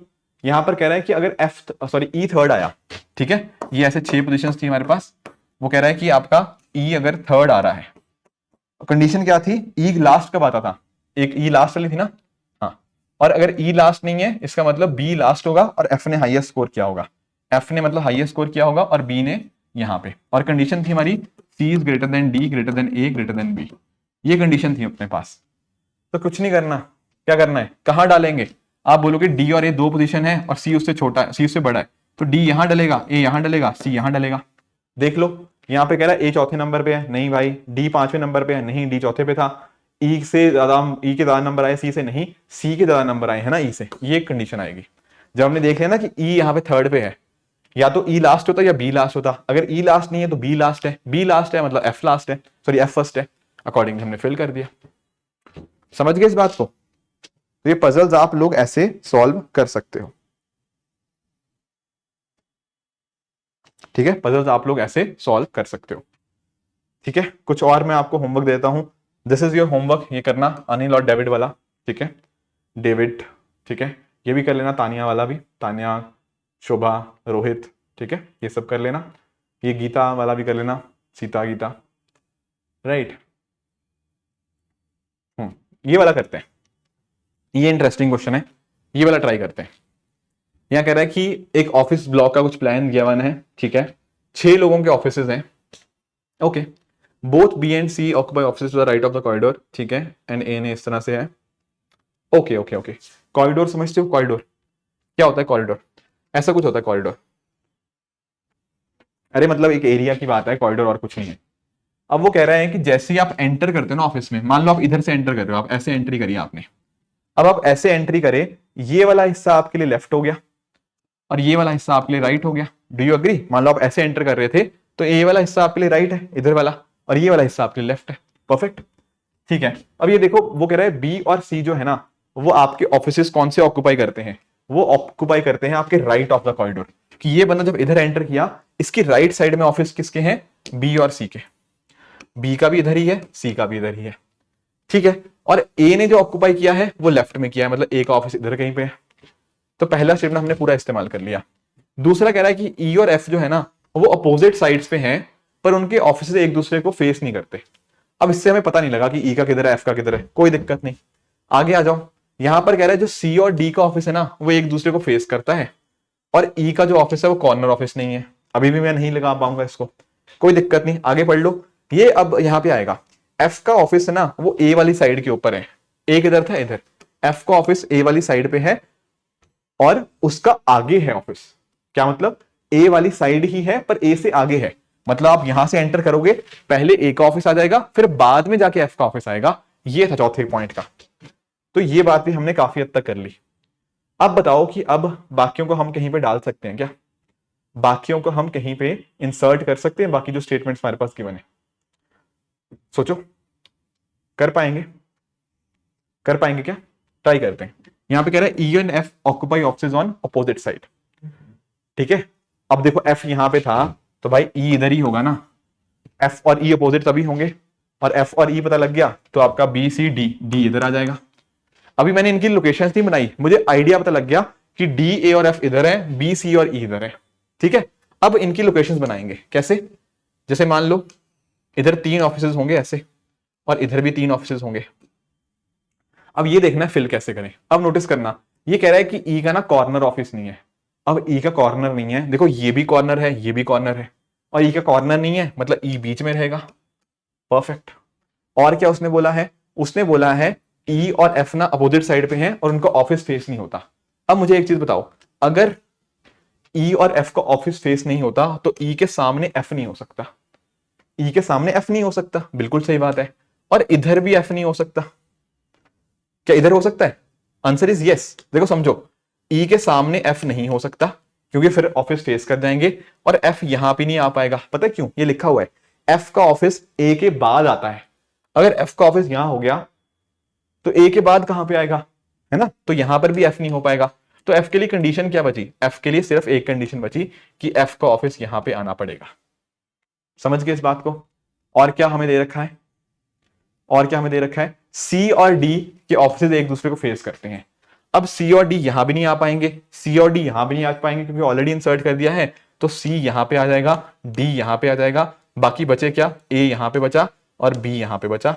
ये आई इनकी फाइनल पोजीशन, समझे, डी ए एफ ऊपर वाली side and C E B नीचे वाली साइड। अब जो पूछ रहा है बता दो। अब कह रहा है कि अगर ई अपने ऑफिस में बैठा हुआ है उसके लेफ्ट में कौन है, ई अपने ऑफिस में बैठा हुआ है, ई अपने ऑफिस में बैठा हुआ है तो उसके लेफ्ट में कौन आएगा, लेफ्ट में उसके सी आएगा, ठीक है। ये इधर बैठा होगा ऑफिस में, इधर वाली साइड यानी कि सी वाली साइड होगा, तो इसका आंसर बनेगा ऑप्शन नंबर सी, सी। और क्या पूछा हुआ है, एफ का इमीडिएट नेबर कौन है, एफ के इमीडिएट नेबर, ये देखो एफ, एफ के बगल में कौन है, सिर्फ और सिर्फ एक है, ए। तो इसका आंसर क्या बनेगा, इसका आंसर बनेगा ऑप्शन नंबर ए, ओनली ए। समझ गए क्वेश्चन, हाँ जी, ये क्वेश्चन समझ आया आप लोगों को, ठीक है, ठीक है, बहुत बढ़िया, बहुत बढ़िया। तो ऐसे इन क्वेश्चंस को आप यहाँ पे सॉल्व कर पाओगे। आई होप इसमें किसी को कोई दिक्कत यहाँ पे नहीं हुई होगी, ठीक है। तो एक काम करते हैं, 1-2 क्वेश्चन और कर लेते हैं, सेशन रैप अप करने से पहले 1-2 क्वेश्चन और ट्राई कर लेते हैं। ये वाला क्वेश्चन ट्राई करो, ये वाला क्वेश्चन आप लोग ट्राई करो एंड बताओ कि इसका आंसर क्या होगा। हाँ जी, यहां पर कह रहे हैं कि 6 कजन्स हैं, किसी भी कजन की उम्र सेम नहीं है पर 1-1 साल बड़ी है, ठीक है। किसी का बर्थडे जैसे आज है मान लो, तो अगले वाले का 1 साल बाद है, अगले वाले का ऐसे ऐसे, मतलब 1-1 साल का फर्क है। यंगेस्ट वाला 17 साल का है, जो ओल्डेस्ट है बता दिया इसने, ओल्डेस्ट कौन है, ई, सबसे बड़ा है आपका ई आपका 22 साल का है। इस तरह से चीजें हमें बता रखी हैं। तो बेसिकली कहने का पॉइंट पता क्या है, सबसे बड़ा है ई जो कि 22 का है, बाकी इसके बाद कोई 21 का है, कोई 20 का है, कोई 19 का है, कोई 18 का है, कोई 17 का है, ऐसे कुछ चीजें हैं। बाकियों के बारे में हमें जानकारी नहीं है, पर जानकारी पता क्या है, जानकारी हमें ये दे रखी है कि जो एफ है ना, एफ कहाँ है, वो बी और डी के बीच में है। इंटरेस्टिंग चीज समझना, उसने लिखा है F is somewhere between B and D. इसका मतलब ये भी हो सकता है, इसका मतलब इसका उल्टा भी हो सकता है। जब उसने बोल दिया F is somewhere between B and D, what does this mean? कि यार एफ ना बी और डी के बीच में है। हो सकता है बी बड़ा हो और डी छोटा हो सकता है डी बड़ा हो और बी छोटा हो, तो दोनों पॉसिबिलिटीज यहां पे आएंगी। चलो ठीक है। और क्या उसने बताया है? ए इज ओल्डर देन बी। ठीक है, ए बी से बड़ा है, ये भी हमने बता दिया।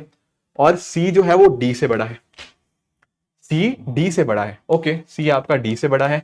और जो ए है वो सी से 1 साल बड़ा है, तो यानी कि ए जो हुआ वो सी से बड़ा हुआ, ए सी से 1 साल बड़ा हुआ और सी डी से बड़ा है।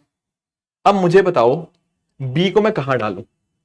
सोच के बताओ, बी को मैं कहां डालूं? द आंसर इज आप बी को यहां नहीं डाल पाओगे, ए और सी के बीच में नहीं डाल पाओगे। सर क्यों नहीं डाल पाऊंगा?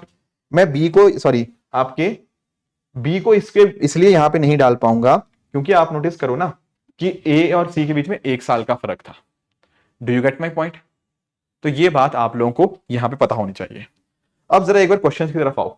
यहां पर कह रहा है कि क्या चीज है जो पॉसिबल है, क्या चीज है जो पॉसिबल है? ठीक है, सोच के बताओ।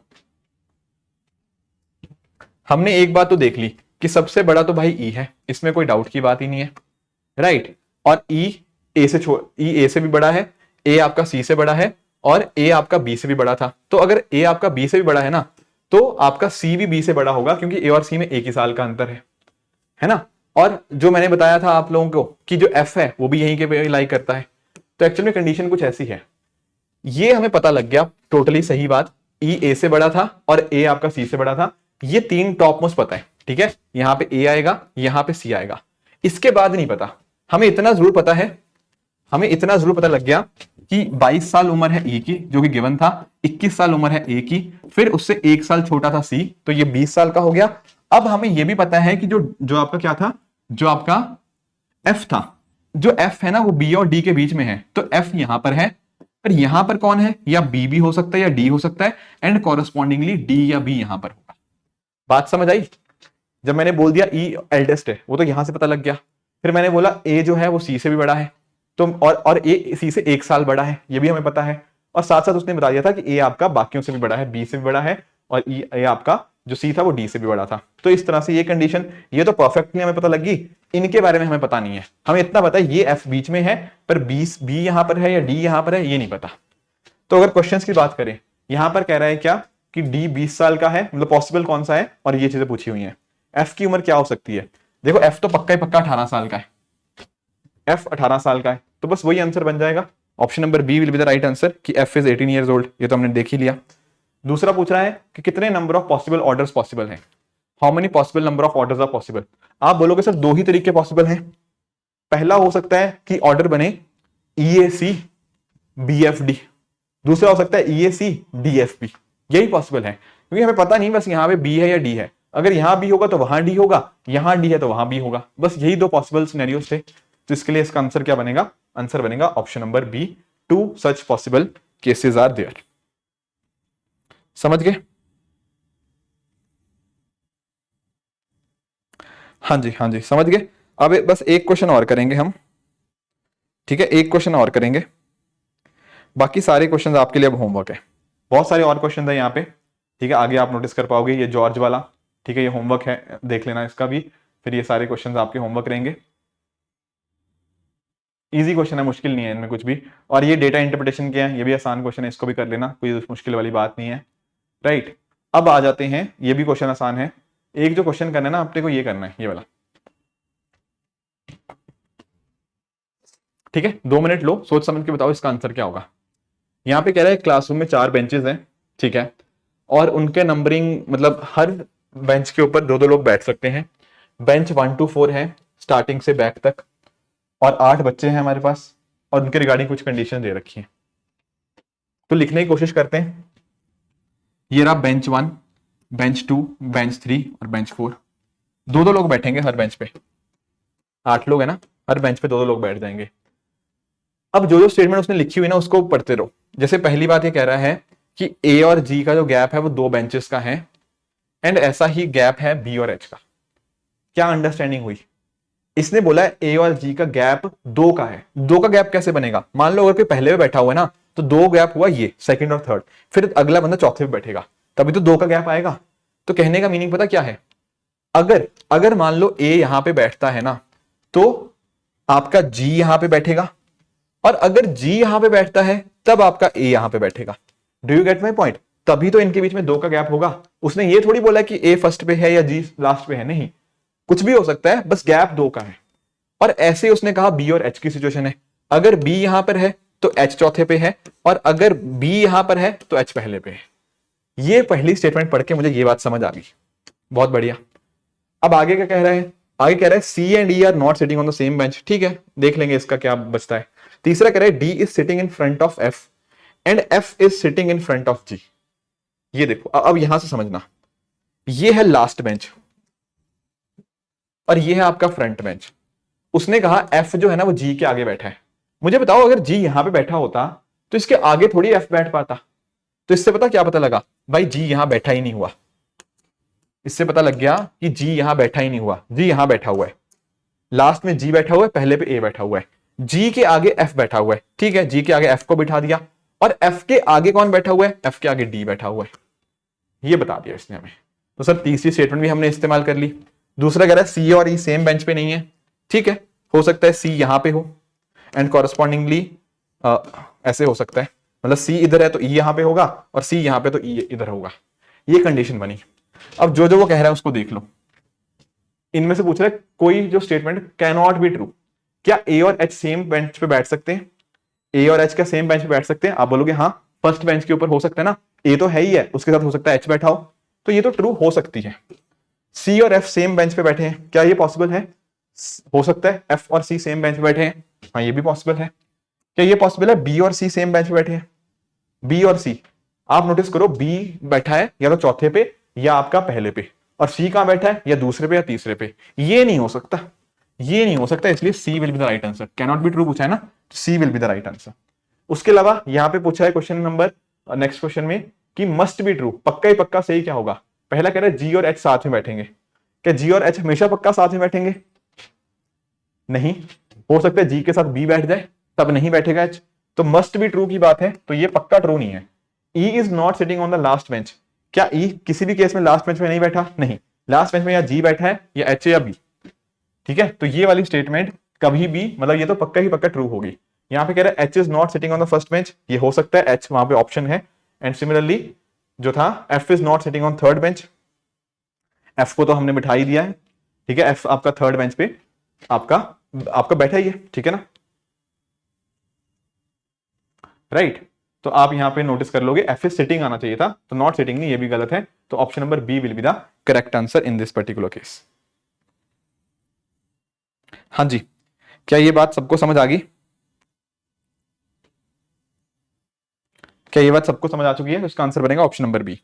एक और इसी की तरह से क्वेश्चन देख लेते हैं। ये पॉसिबल अरेंजमेंट आपसे पूछ रहा है कि क्या पॉसिबल हो सकता है यहाँ पे, ठीक है, या can not be possible, can not be possible. ध्यान से देखो, क्या ये पॉसिबल है कि एडीएफजी हो? क्या ये पॉसिबल है एडीएफजी हो? आप बोलोगे हाँ, ये देखो ए डी एफ और G, it is possible, it is possible. A D F भी पॉसिबल है, ए डी एफ और बी बिल्कुल पॉसिबल है। A F E B, A F थोड़ी आएगा दूसरे नंबर पे, एफ तो यहां पे है, तो थर्ड वाला कैन नॉट बी पॉसिबल, इसीलिए इसका आंसर आएगा option number C, this is not possible. बात समझ पाए? ठीक है, तो ये कुछ टॉपिक्स थे जो आज हमें डिस्कस करने थे। इसके अलावा भी देखो बहुत सारे क्वेश्चंस हैं। ठीक है, यहां पर भी और बहुत सारे क्वेश्चंस हैं, इनको आप प्लीज डेफिनेटली ट्राई कीजिएगा। मैंने काफी सारे डाल दिए हैं, एंड अकॉर्डिंगली आपको इनके मैं आंसर जो होंगे वो टेलीग्राम पे आपको डाल दूंगा। तो डेफिनेटली आपको जो काम करना है, यहाँ पे जैसे आपको स्टार्टिंग में बोला ही था कि लेक्चर देखना इंपॉर्टेंट है, but at the same time जब तक आप क्वेश्चंस अपने एंड पे प्रैक्टिस नहीं करोगे तब तक दिक्कत आएगी ही आएगी। इसलिए मैंने खूब अच्छे से प्रैक्टिस क्वेश्चन आपको यहाँ पे दे दिए हैं। आप लेक्चर खत्म होने पर जाइएगा टेलीग्राम पे, पीडीएफ को डाउनलोड करिएगा, अपने एंड पे प्रैक्टिस करिएगा, ताकि आप ये देख पाओ कि आपको कितना आपको समझ आया है, क्या आप चीजों को अप्लाई कर पा रहे हो या नहीं कर पा रहे हो। ठीक है दोस्तों, तो ये थी आज की डिस्कशन। इसी तरह से आप भी अपने एंड पे हार्डवर्क करते रहिए। Thank you so much for joining. All the very best.